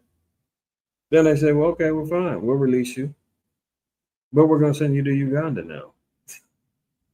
I mean, this is unbelievable, man. Psalms 94:20, shall the throne of iniquity have fellowship with thee, which frameth mischief by a law. This is constant mischief, man. They keep throwing them all around. And this is all to break his will, break his spirit, man. And it's a warning sign for everybody and anybody else because we are following some breaking news. As we said, this is not only subject to the Northern Kingdom. Southern Kingdom is next. They're patrolling, they're running through these streets of Washington, D.C. Chicago's next. Here we go, National Guard. This is up to anybody. Any one of us could be detained if you fit the profile, you fit the reasonings. And it's like once you're detained, they could throw you to the wolves and you're fighting a never-ending battle trying to get out and be recognized. So many people are being disappeared, can't be found in the system. Children are being snatched up. You don't know where they're at, being taken from their homes. Mothers are getting deported, separated from their children. It's a mess. And wicked is all outdoors, man. But look, National Guard is mobilizing in 19 states amid immigration crime crackdown. So now they're expanding.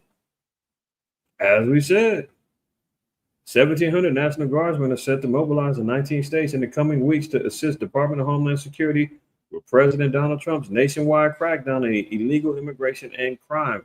Hold on. I thought it was only illegal immigration at first. And he said, oh, well, it's about the criminals, and we're getting rid of the criminals, and those are the bad guys that are over here illegally. Now it's expanded just criminals in general. So immigrants, so-called immigrants, illegal aliens are the target, and quote-unquote criminals. Or if you're being suspected. You seen the video last week. Brothers are sitting on their porch, man, and on the stairs, chilling. And here goes the Gestapo goons, man, walking through. Hey, what are you guys up to? What's that you're smoking? Hey, hold on. You guys got ID? Hey, we'll just let your boys know. Everybody's out. We're out to get everybody. You know, you can pass. You can get a little zip, pass a man an ounce. You know, you can have at least 2 ounces on you. That's not a problem. But if you're smoking it, we're on your ass. I mean, this is the type of stuff they got going on. Well, now you can't even sit outside your damn door without being questioned, detained. And if you know how it go, you talk back, you question them, ask the wrong person, and you got cuffs slapped on you as they're yelling, stop resisting, and they beat you upside the head and possibly shoot you or choke you out or throw you into a damn back of the squad car or unmarked car and you gone. And be the next person talking about how they shipping you off to Uganda. Look at it. Documents obtained by Fox News show planning for activations in Alabama, Arkansas, Florida, Georgia, Idaho, Indiana, Iowa, Louisiana, Nebraska, Nevada, New Mexico, Ohio, South Carolina, South Dakota, Tennessee, Texas, Utah, Virginia, and Wyoming. With status effective from August through mid-November, Texas is projected to host the most significant Guard presence. So from now until November, these troops and National Guards are going to be on the streets, shaking down and backing up the militarized police and the Department of Homeland Security, ICE, and everybody else. 19 states already, right? As they continually are still expanding even more. So now look at this down here too. National Guard soldiers are being mobilized will effectively serve as a support pillar to a sweeping federal interagency effort while also serving as a visible deterrent force. That's what they did out here when they was marching through MacArthur Park with the horses and the damn troops marching through the park and military Humvee vehicles out on the streets and all that. It was to be a deterrent and a visible force saying we're here. Get used to it. A U.S. defense official said the service members supporting ICE will be performing case management, transportation, logistical support, and clerical functions associated with the processing of illegal migrants at the facilities. The in and out processing may include personal data collection, fingerprinting, DNA swabbing, and photographing of personnel in ICE custody. So what are they doing? They're creating databases. They're taking DNA, fingerprints. Even if you're being detained and they let you go, that information is staying with them. Lord knows where it can end up.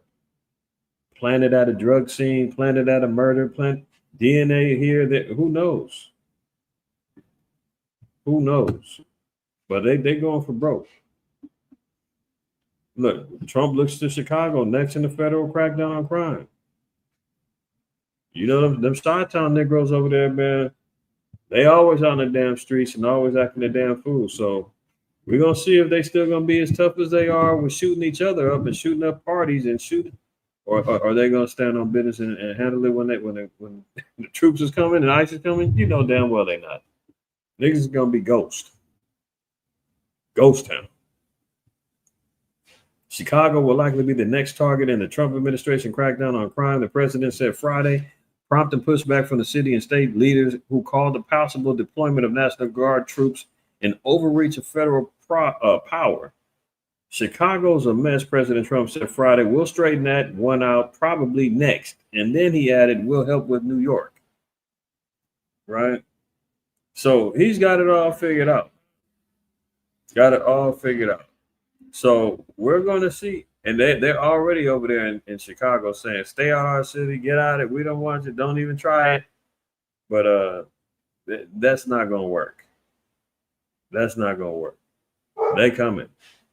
They already been out here. That's why they ain't tripping about California. They're going to double back out here. They already was out here. Did their thing for a minute. Then they jetted. They're going to come back. But the crackdown is real. It's real. Job market. We talk about this all the time. It ain't getting no better, man. Trump's running around here acting like, hold on one second. You damn dog.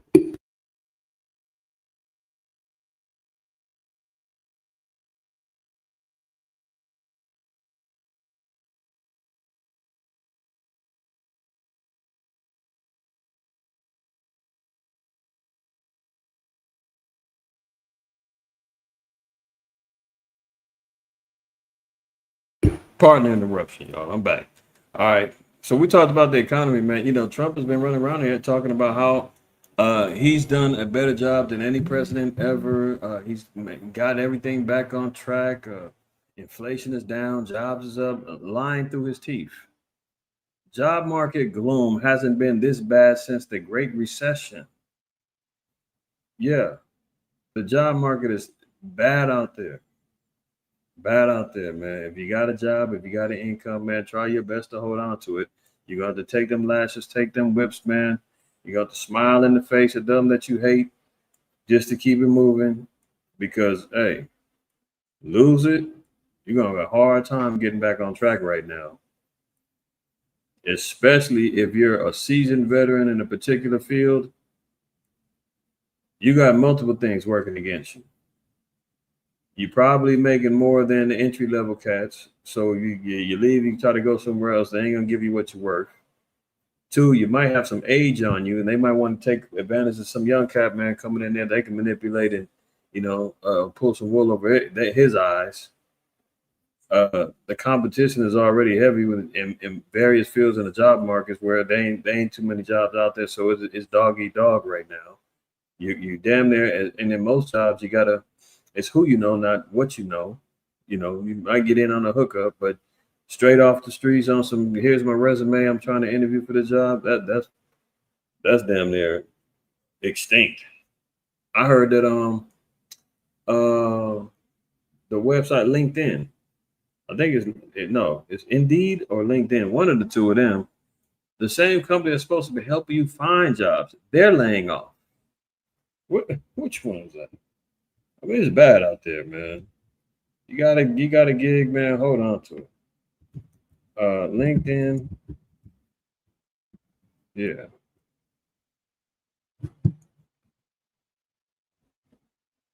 In 2025, LinkedIn has announced layoffs affecting around 200 employees, which is about 14% of its workforce, as part of a restructuring effort. See that? The people supposed to be helping you network to find jobs, and they can't even hold jobs. It's bad out there, man. Let alone AI taking jobs, So when the proverbial ish hits the fan, it's gonna be tough for a lot of us out there, man. So stay wise with your jobs, man. Don't get out of pocket. Gotta be good little servant, man. The Lord said you got to serve your enemy. Do what you gotta do. I ain't saying lick boots, kick boots either, but move with wisdom in your job, man. Wise as a serpent, harmless as doves. Because if they get to cutting the heads off, man, there ain't a lot waiting for you. It's not really cracking like that out there. Another mass shooting. Cops hunt multiple gunmen in NYC mass shooting that left 3 dead, 9 wounded. So not a lot's changed since the last 3-4 weeks, huh? There we go. Tuberculosis spawning in the crowded, dirty ICE detention centers. So they're spawning up TB cases because of the conditions and them not taken care of. The detainees in these ICE facilities, man. So they're ramping up infectious diseases in there, right? It's all bad in there. Speaking of that, me and my son, we just talking about the damn Black Plague is back. Polio's back. You seen these mutated rabbits and deer out there, man, with horns and things growing all off them. Did y'all see them things? I know y'all seen them.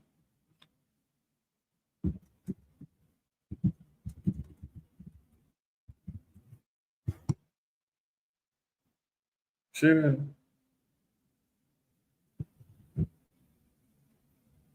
They all mutating. There's a number of different rabbits, man, out here mutating with these damn horns growing out their heads.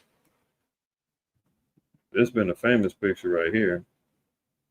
Colorado rabbits spotted with scary horns and tentacles coming out their heads. Right? You got damn animals that's mutating, man. The Black Plague. It's all kind of madness going on here. But remember, Most High said that he's going to smite Egypt with plagues as in before. In 2nd Ezra 15.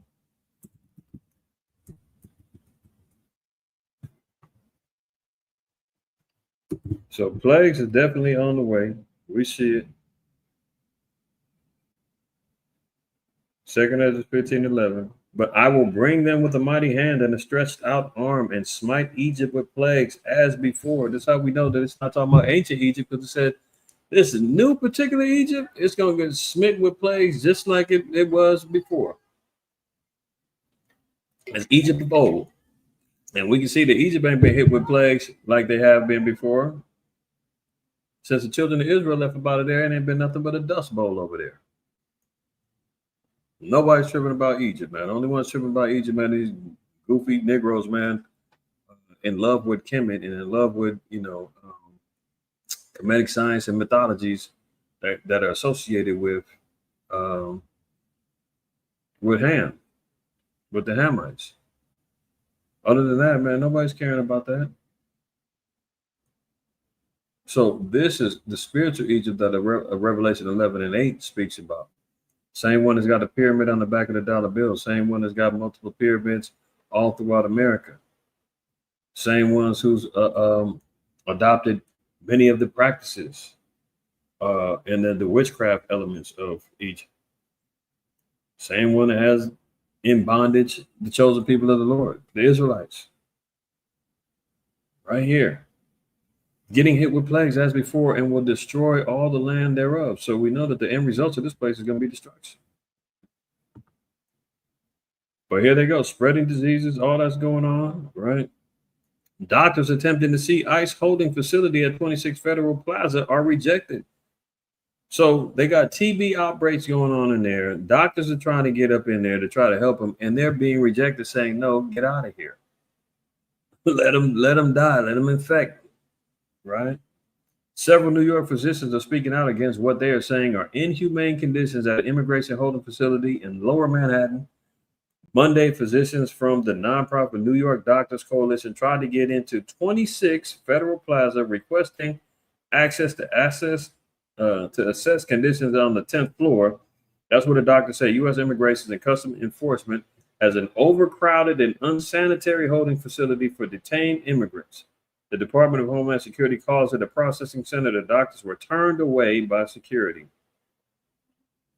Last month, video released by the New York Immigration Coalition and verified by CBS News New York showed conditions on the 10th floor. Although it was unclear when the footage was taken, the person taking the video was heard saying, "Look how they have us here like dogs."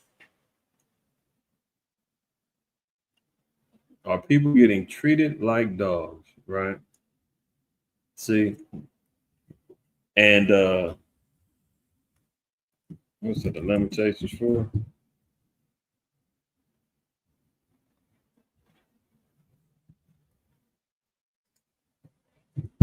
And 17, right? It says, as for us, our eyes as yet failed for our vain help, and watching, we have watched for a nation that could not save us. See, a lot of y'all people, man, been running over here thinking that this is the land of milk and honey, man. All your dreams can be fulfilled as long as you cross that border and get up over here. You thinking that this nation is the one that's going to save you? No, the Most High is going to save you. But as soon as you start trusting the man and he done turned his back on you, that's what the Lord said, man, never trust thy enemy. But our people don't learn. They want to come over here, man, and thinking like they're going to get taken care of. Everything's going to be good for them. No, no, no. This nation can't save you, man. They're going to actually turn their back on you. Sirach 12 and 10, never trust thy enemy, for like as iron rusteth, so is his wickedness. Come over here, man. You're building up infrastructure. You're working hard in the kitchens. You're working hard cleaning and mopping and cleaning toilets and doing everything else, taking every job they don't want, man. Out there in the fields, picking and planting and selling the produce out on the streets, man. Working in the retail industries, working downtown. People over here prostitute, our people, sisters out here prostituting themselves, doing whatever they can, man, to get that money so they can try to establish a better life back home, thinking that they're coming over here, man, killing themselves just to live. Then they get shown that you ain't nothing but a dog in their eyes. Over there catching diseases, man. Doctors coming in saying, hey, we want to investigate what's going on. We need to check out the people, man. We want to make sure you're taking good care of them. Security says, man, get the hell out of here. Mind your business, man. We got it taken care of. Unbelievable. Home Depot sued for allegedly using facial recognition as self-checkout kiosks without consent. I was just at Home Depot yesterday and I seen the damn thing. I thought about this article. I said, oh, there they go. But this is all part of the plan, man. If you've seen that movie Minority Report, facial recognition is going to be part of the beast system. It already is. They've been doing it in China. They're doing it over here. They're doing it everywhere. This is part of the Big Brother global system of oppression, man. Freedom is a thing of the past in many aspects. A new class action lawsuit accuses Home Depot of collecting biometric data from customers without their consent. Plaintiff Benjamin Jankowski filed a class action complaint against Home Depot on August 1st in Illinois.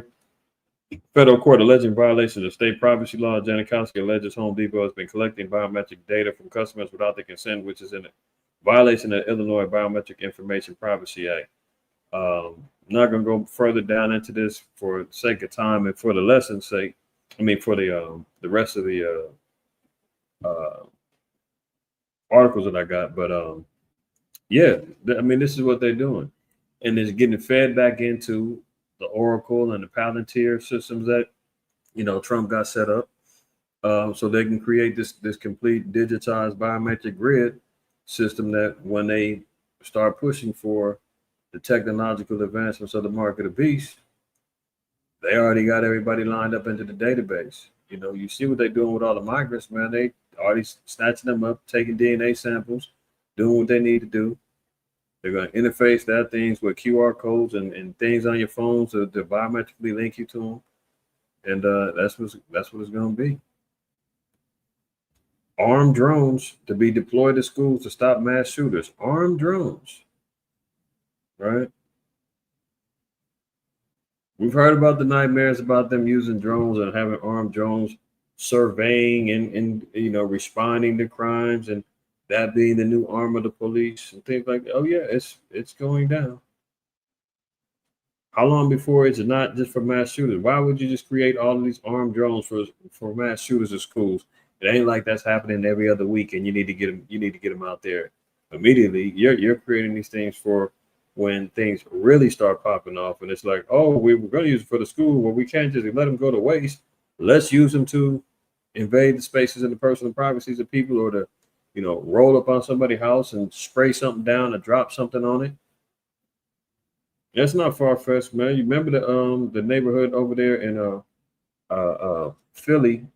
I forgot the name of the movement that they had. If somebody remembers that the movement in Philly, throw it in the chat, where they dropped the bomb over in Philly, man. What's the name of that movement? Was it Rise? No.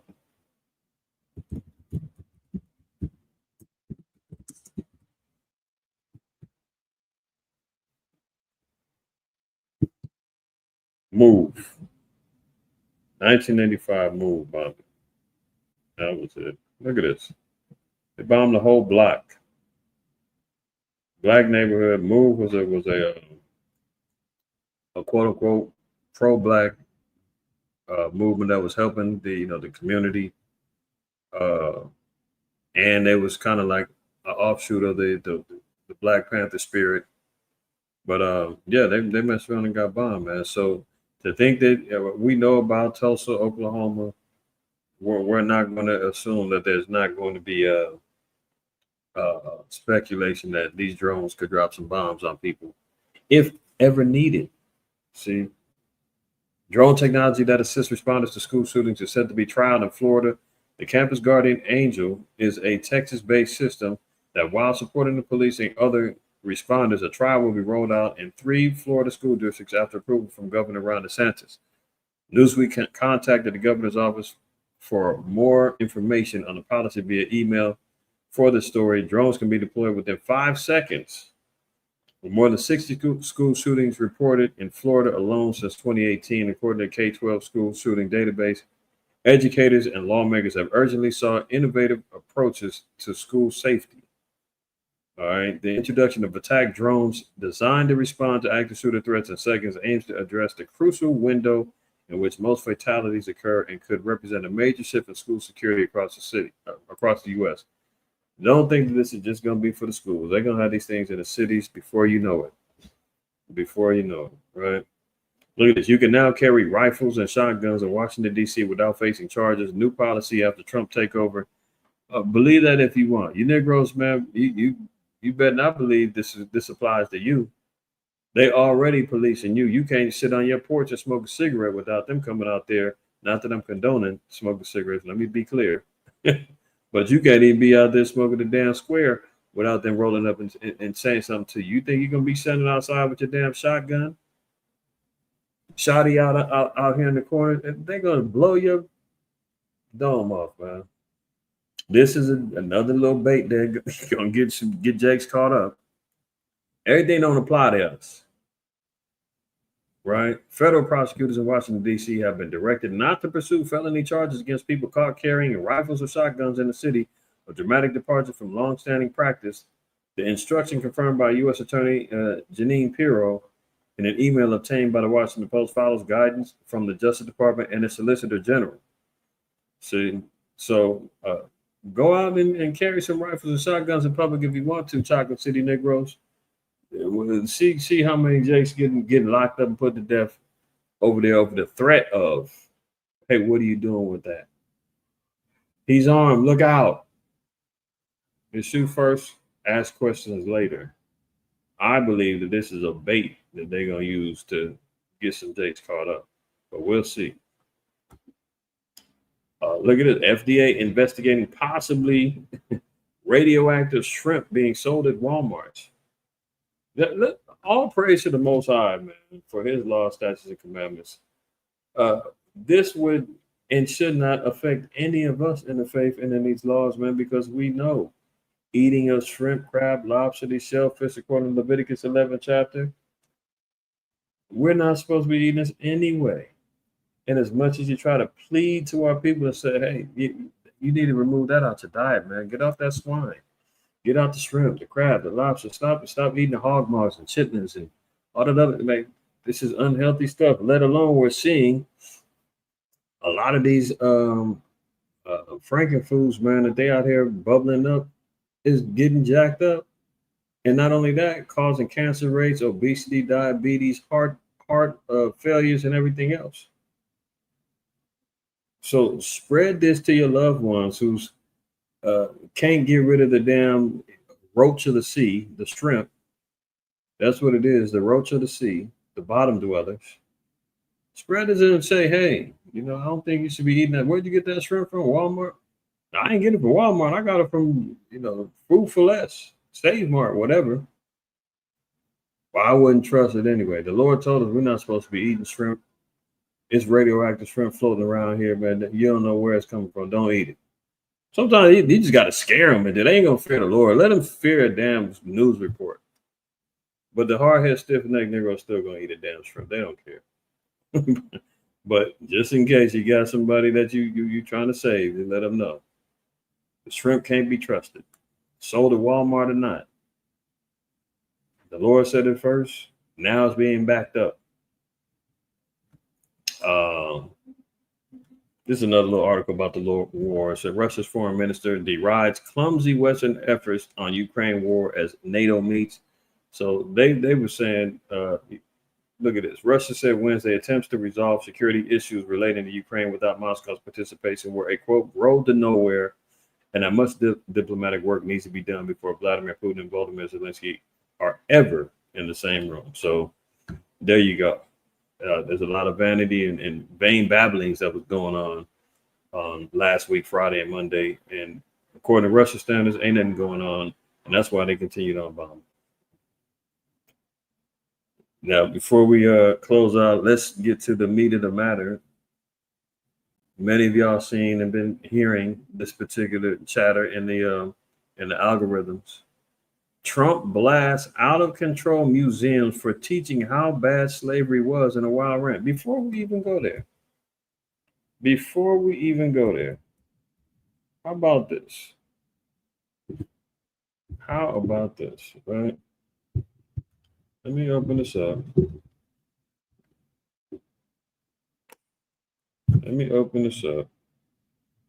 And let me make sure y'all can see.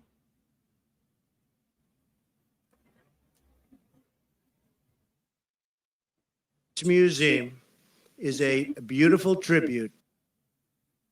Now this is 2017. Good old Agent Orange campaigning and talking about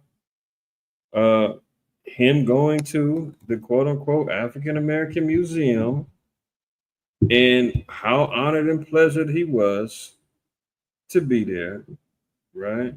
And how great it was, and he didn't get a chance to get the full experience, and he's gonna be back. And listen to this devil talk, man. Watch the forked tongue on this damn demon. Museum is a beautiful tribute to so many American heroes.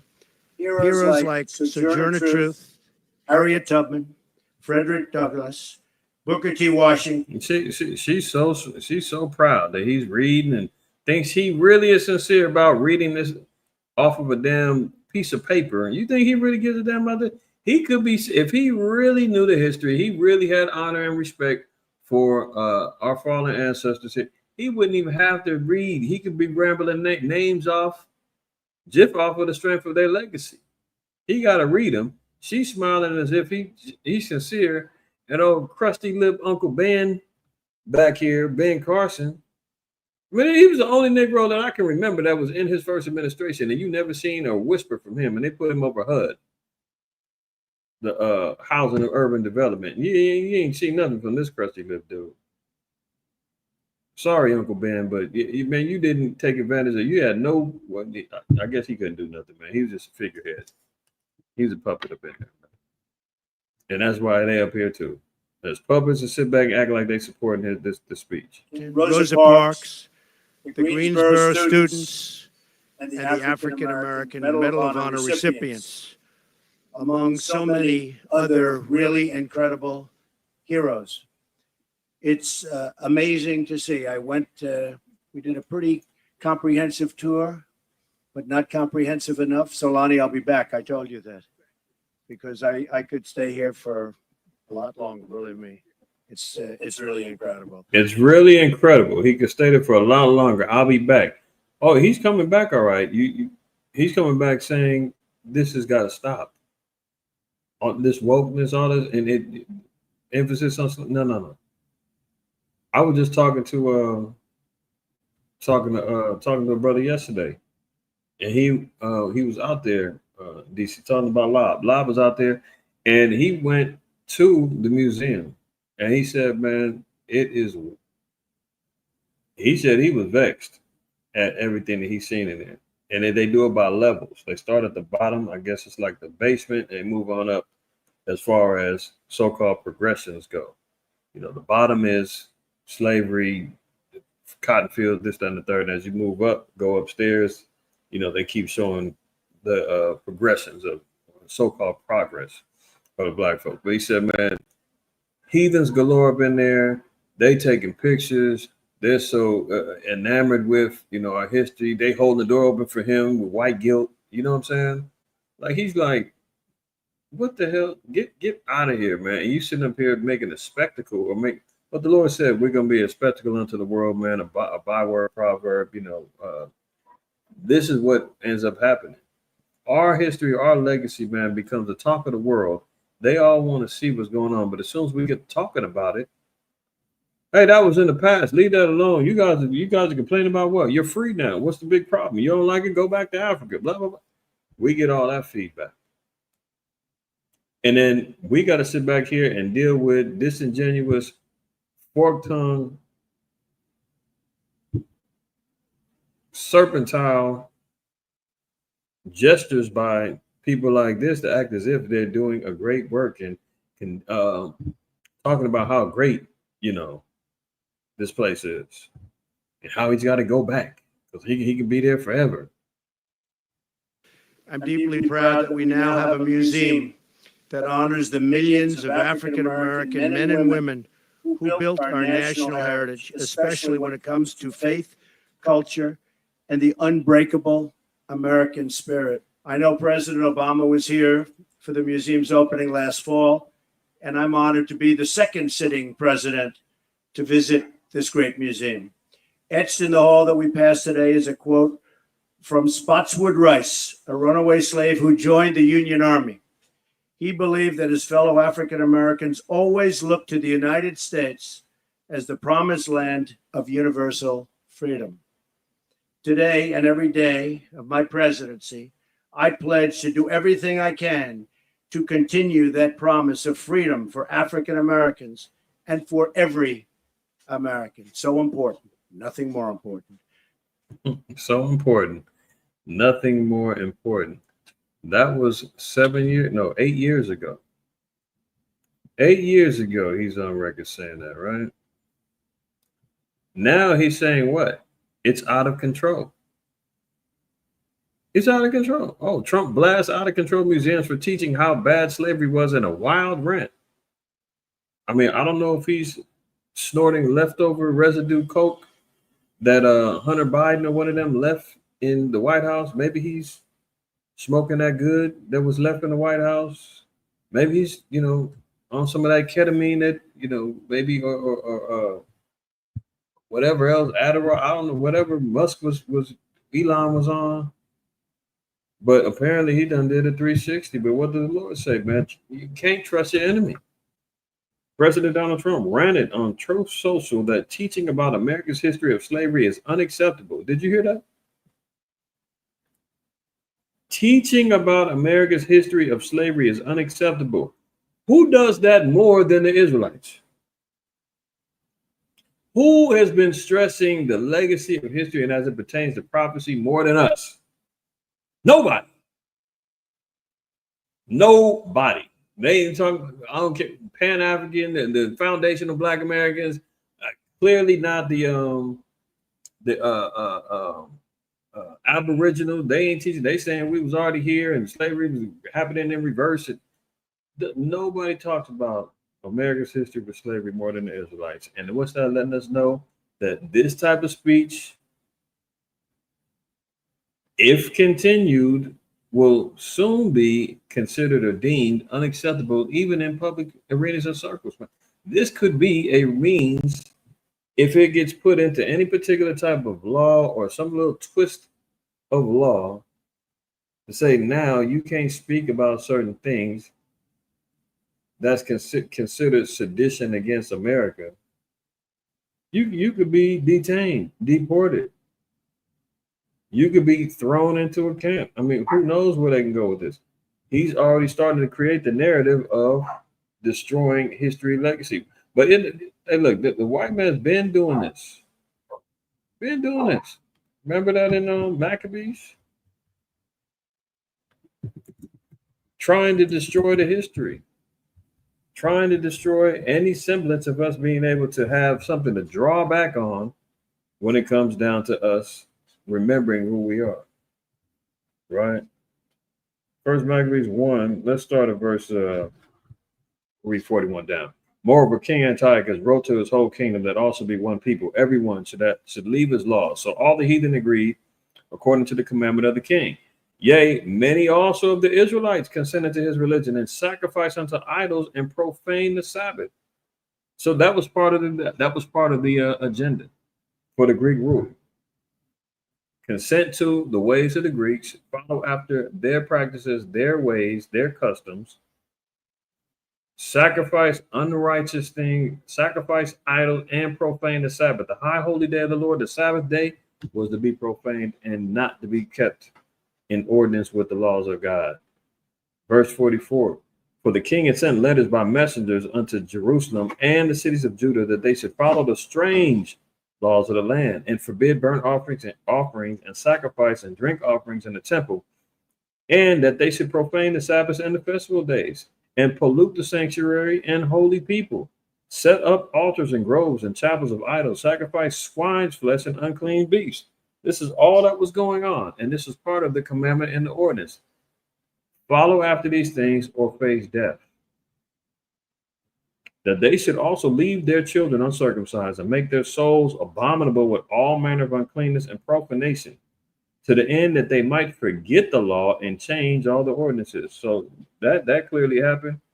To this day, our people don't remember the laws and the commandments. We don't understand and know why these statutes were so important for us to maintain our relationship with our power.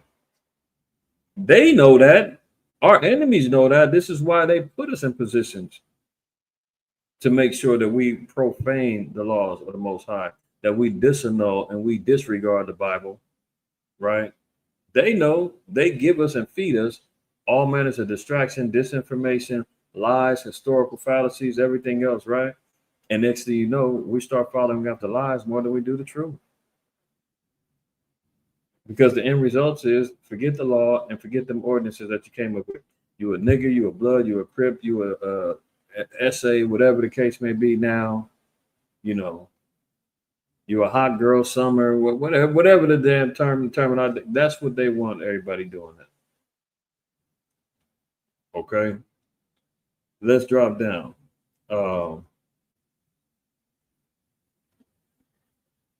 Let's see right here. It says, now the 15th day of the month Castle on the 145th year, they set up the abomination of desolation upon the altar and builded idol altars through the throughout the cities of Judah on every side, and burnt incense at the doors of their houses and in the streets. And when they had rent in pieces the books of the law which they found, they burnt them with fire.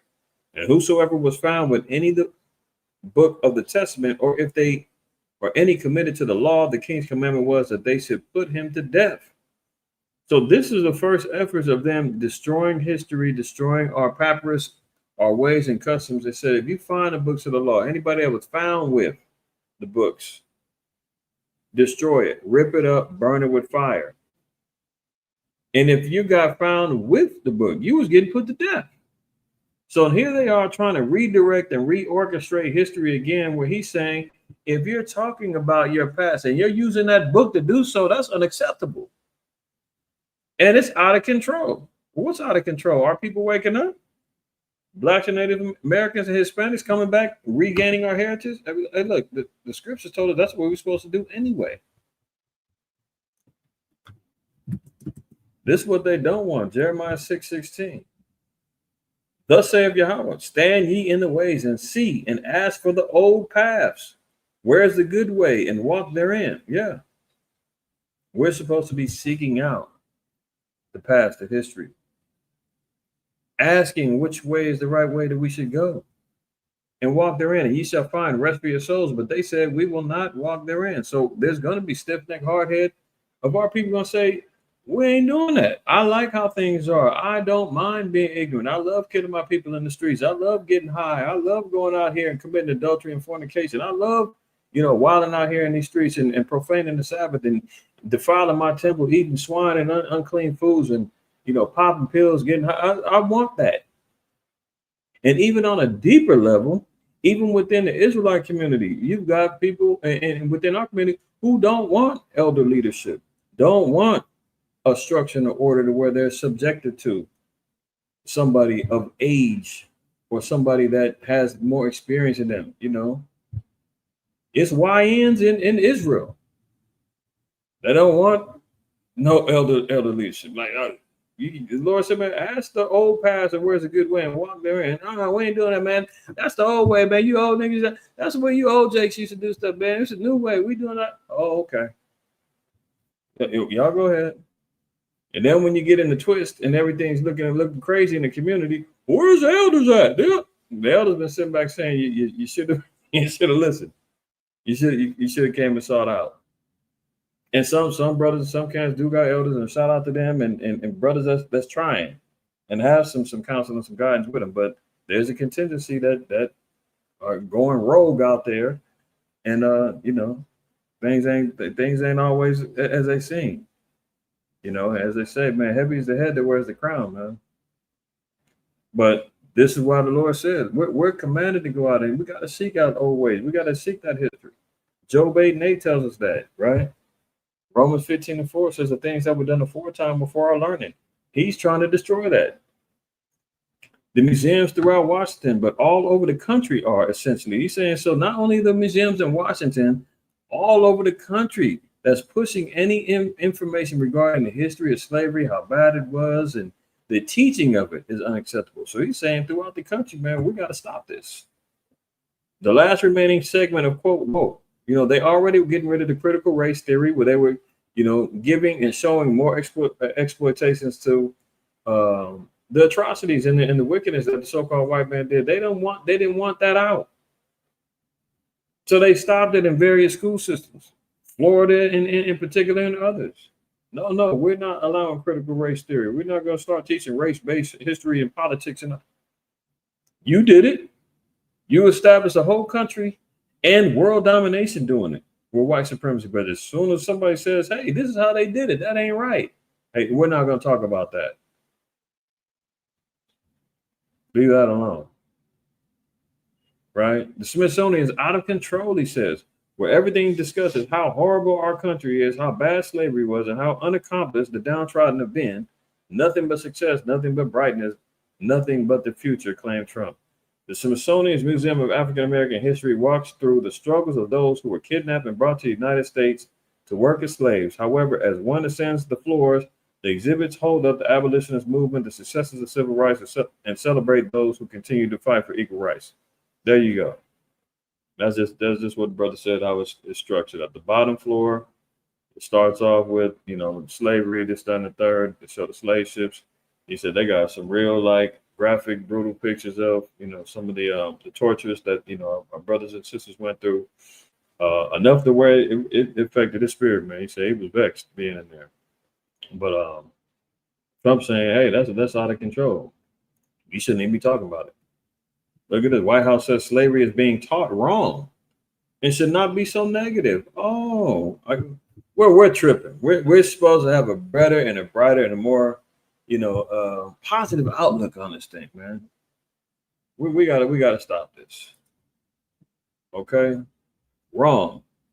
It says, speaking of Newsmax, Halligan says she had written to the Smithsonian, because most of this is still kind of repeat of the last article, but it says, speaking of Newsmax, Halligan says she had written to the Smithsonian asking for details about the exhibits to try and find where the museum group, quote, went wrong, adding museums that are over 70% funded by the federal government shouldn't be laboratories for political experiments. Referring to slavery, Halligan added, it's not about whitewashing, it's about full context. So while slavery is obviously a horrible aspect of our nation's history, you can't really talk about slavery honestly unless you also talk about hope and progress. And I think we need to be focusing on the progress that we've made then, and we need to stop focusing so much on the lack of progress. See, that's a white man for you, man. They always want to talk about, it ain't about where you started, is where you're at right now. We're still at the bottom of the totem pole. Do you know that they did a study, man? They said in order to close the wealth gap between blacks and whites, it would take over 200 years to be on equal ground with them based upon wealth. Over 200 years it would take for us to catch up. That means the white man can stop, don't have to make another dime collectively as a nation. They could stop right now and it would take us 200 years to catch up to them. And they said that's progress, right? Jailhouses and prisons are packed with our people. Racially profiled, locked up political prisoners, the whole that's progress. I mean, they're basically saying at least be balanced. They love to run out here and talk about, we fought a war to end slavery. Get the F out of here. As much as you ask the brothers and sisters, man, that came up out of I believe it was out of World War I in Natchez, Mississippi, where they had the first concentration camp where they killed and destroyed our people over in Natchez, Mississippi. Ask them if that helped them out after they went and fought in the wars. Did that help them? Y'all know about that? Remember that? The Devil's Punch Bowl?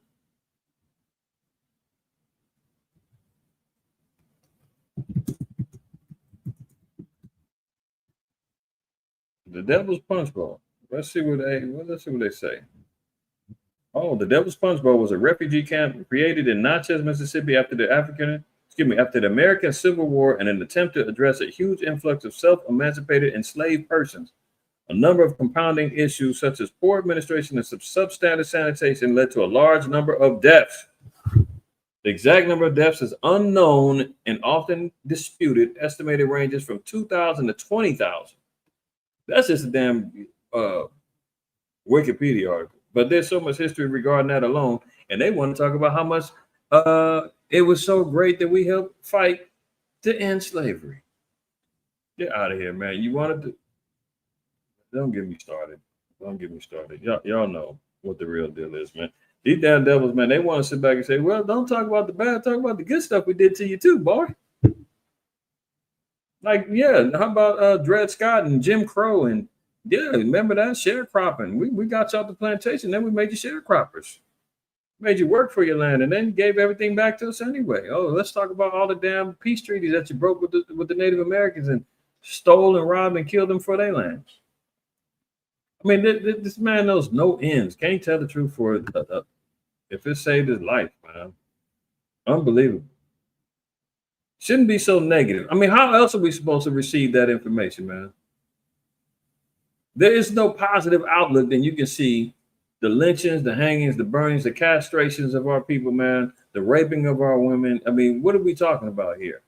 The quartering of our men, you know, being tied up to horses and them dashing out and ripping bodies apart, man, slaying pregnant women, stomping on baby fetuses. We're supposed to think that there's some bright outlook in that. The sister sent me a video earlier about the 11 companies that profiteered off of slavery. Banks, J.P. Morgan Chase among them, Citibank, all of them profiteered off of the backs of slaves. And they said, don't be so negative. That black outrage, man, is dangerous. You guys need to calm down. Really? Okay, there you go again. President Trump says he has instructed his lawyers to scour through America's museums to rid them of exhibits he considers woke, specifically citing exhibits on slavery. President Trump targeted the Smithsonian museums, saying they are, quote, out of control, where everything discussed is how horrible our country is, how bad slavery was, and how unaccomplished the downtrodden have been. We just seen a video of him in 2017 saying how great it was. He's got to go back. Is it safe to call him the devil now? Did he deceive? Did he lie? I mean, before you little sensitive Negroes at your ears, he said he called him a devil. That ain't right. The Israelites see me a hate group. No, he's a deceiver. Did he not just lie? Did he not just deceive everybody? In 2017, he said how great the museum was. Saluted all of the fallen ancestors, man. And now all of a sudden it's too woke. It's out of control. All this talk about how bad slavery. Why didn't he have them same feelings 8 years ago? Back in March, the president signed an executive order directing the Smithsonian Institution, which runs more than 20 museums, and removed to Trump in an exhibit on presidential impeachments in the Museum of American History. Mentions of Trump's impeachments were later restored, although with changes. Let's see, we're gonna move on from that one, right? President. Okay. Now look at this. And many of y'all probably already put these two together. How much it costs memorials and museums, nobody's telling them stop talking about that. Oh, how come you ain't talking about how they got quote unquote liberated after World War II and America and Russia helped you get liberated? And why are they not always emphasizing about that? Huh?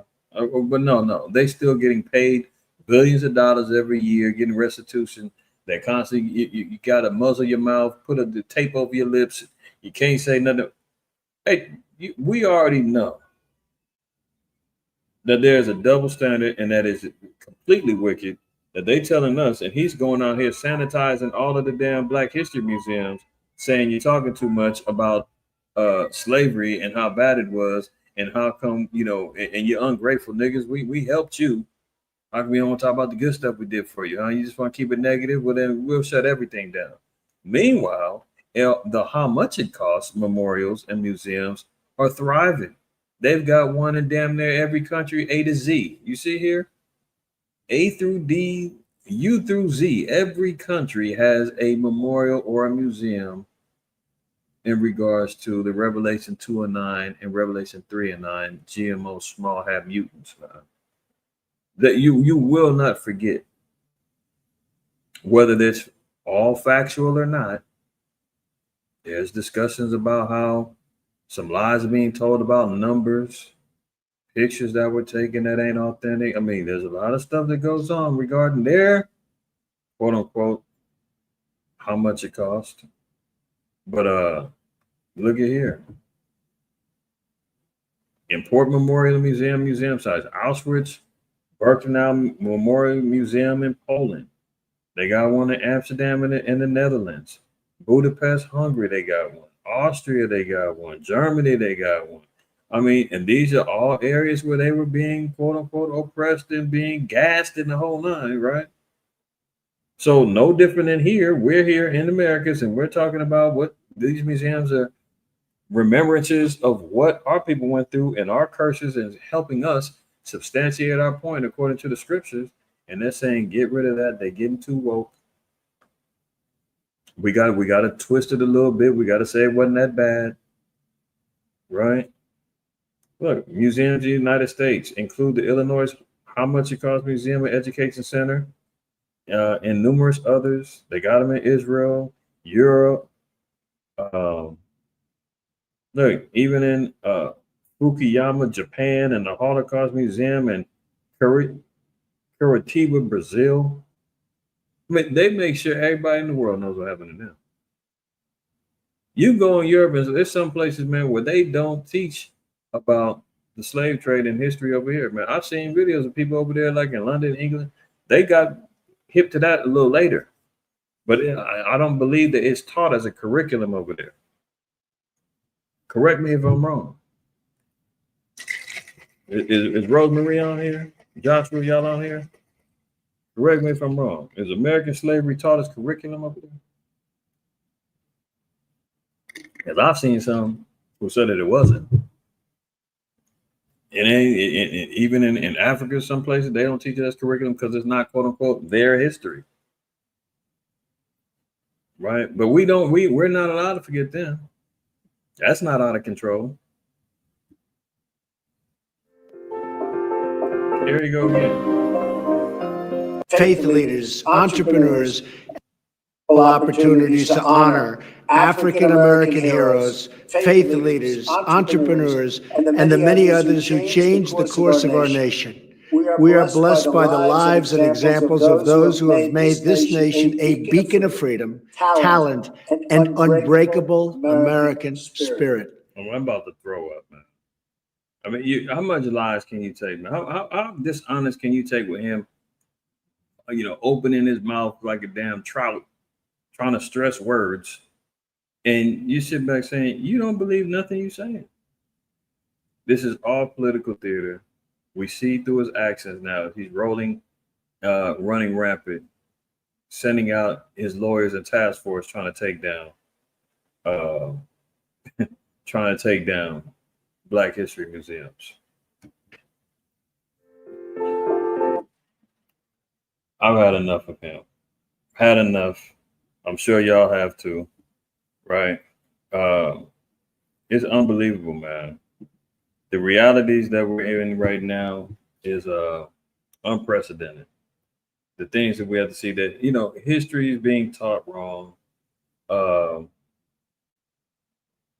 It's too woke. Teaching about slavery now is out of control. Needs to be stopped. You know who the target audience is with that. Like I said, nobody teaching more about slavery, history, and those aspects of our legacy than the Israelites. So put two and two together, man. They ramping up to try to shut this word down eventually, right? So with that being understood, man, y'all remember, go back, read Psalms 103 again. Always remember that the Most High is going to always deliver us and have our back when it's all said and done. We got to get through these flames, get through these fires, brush off all of the extras, man, block out the noise, stay focused. Always remember, fear the Most High, keep the commandments.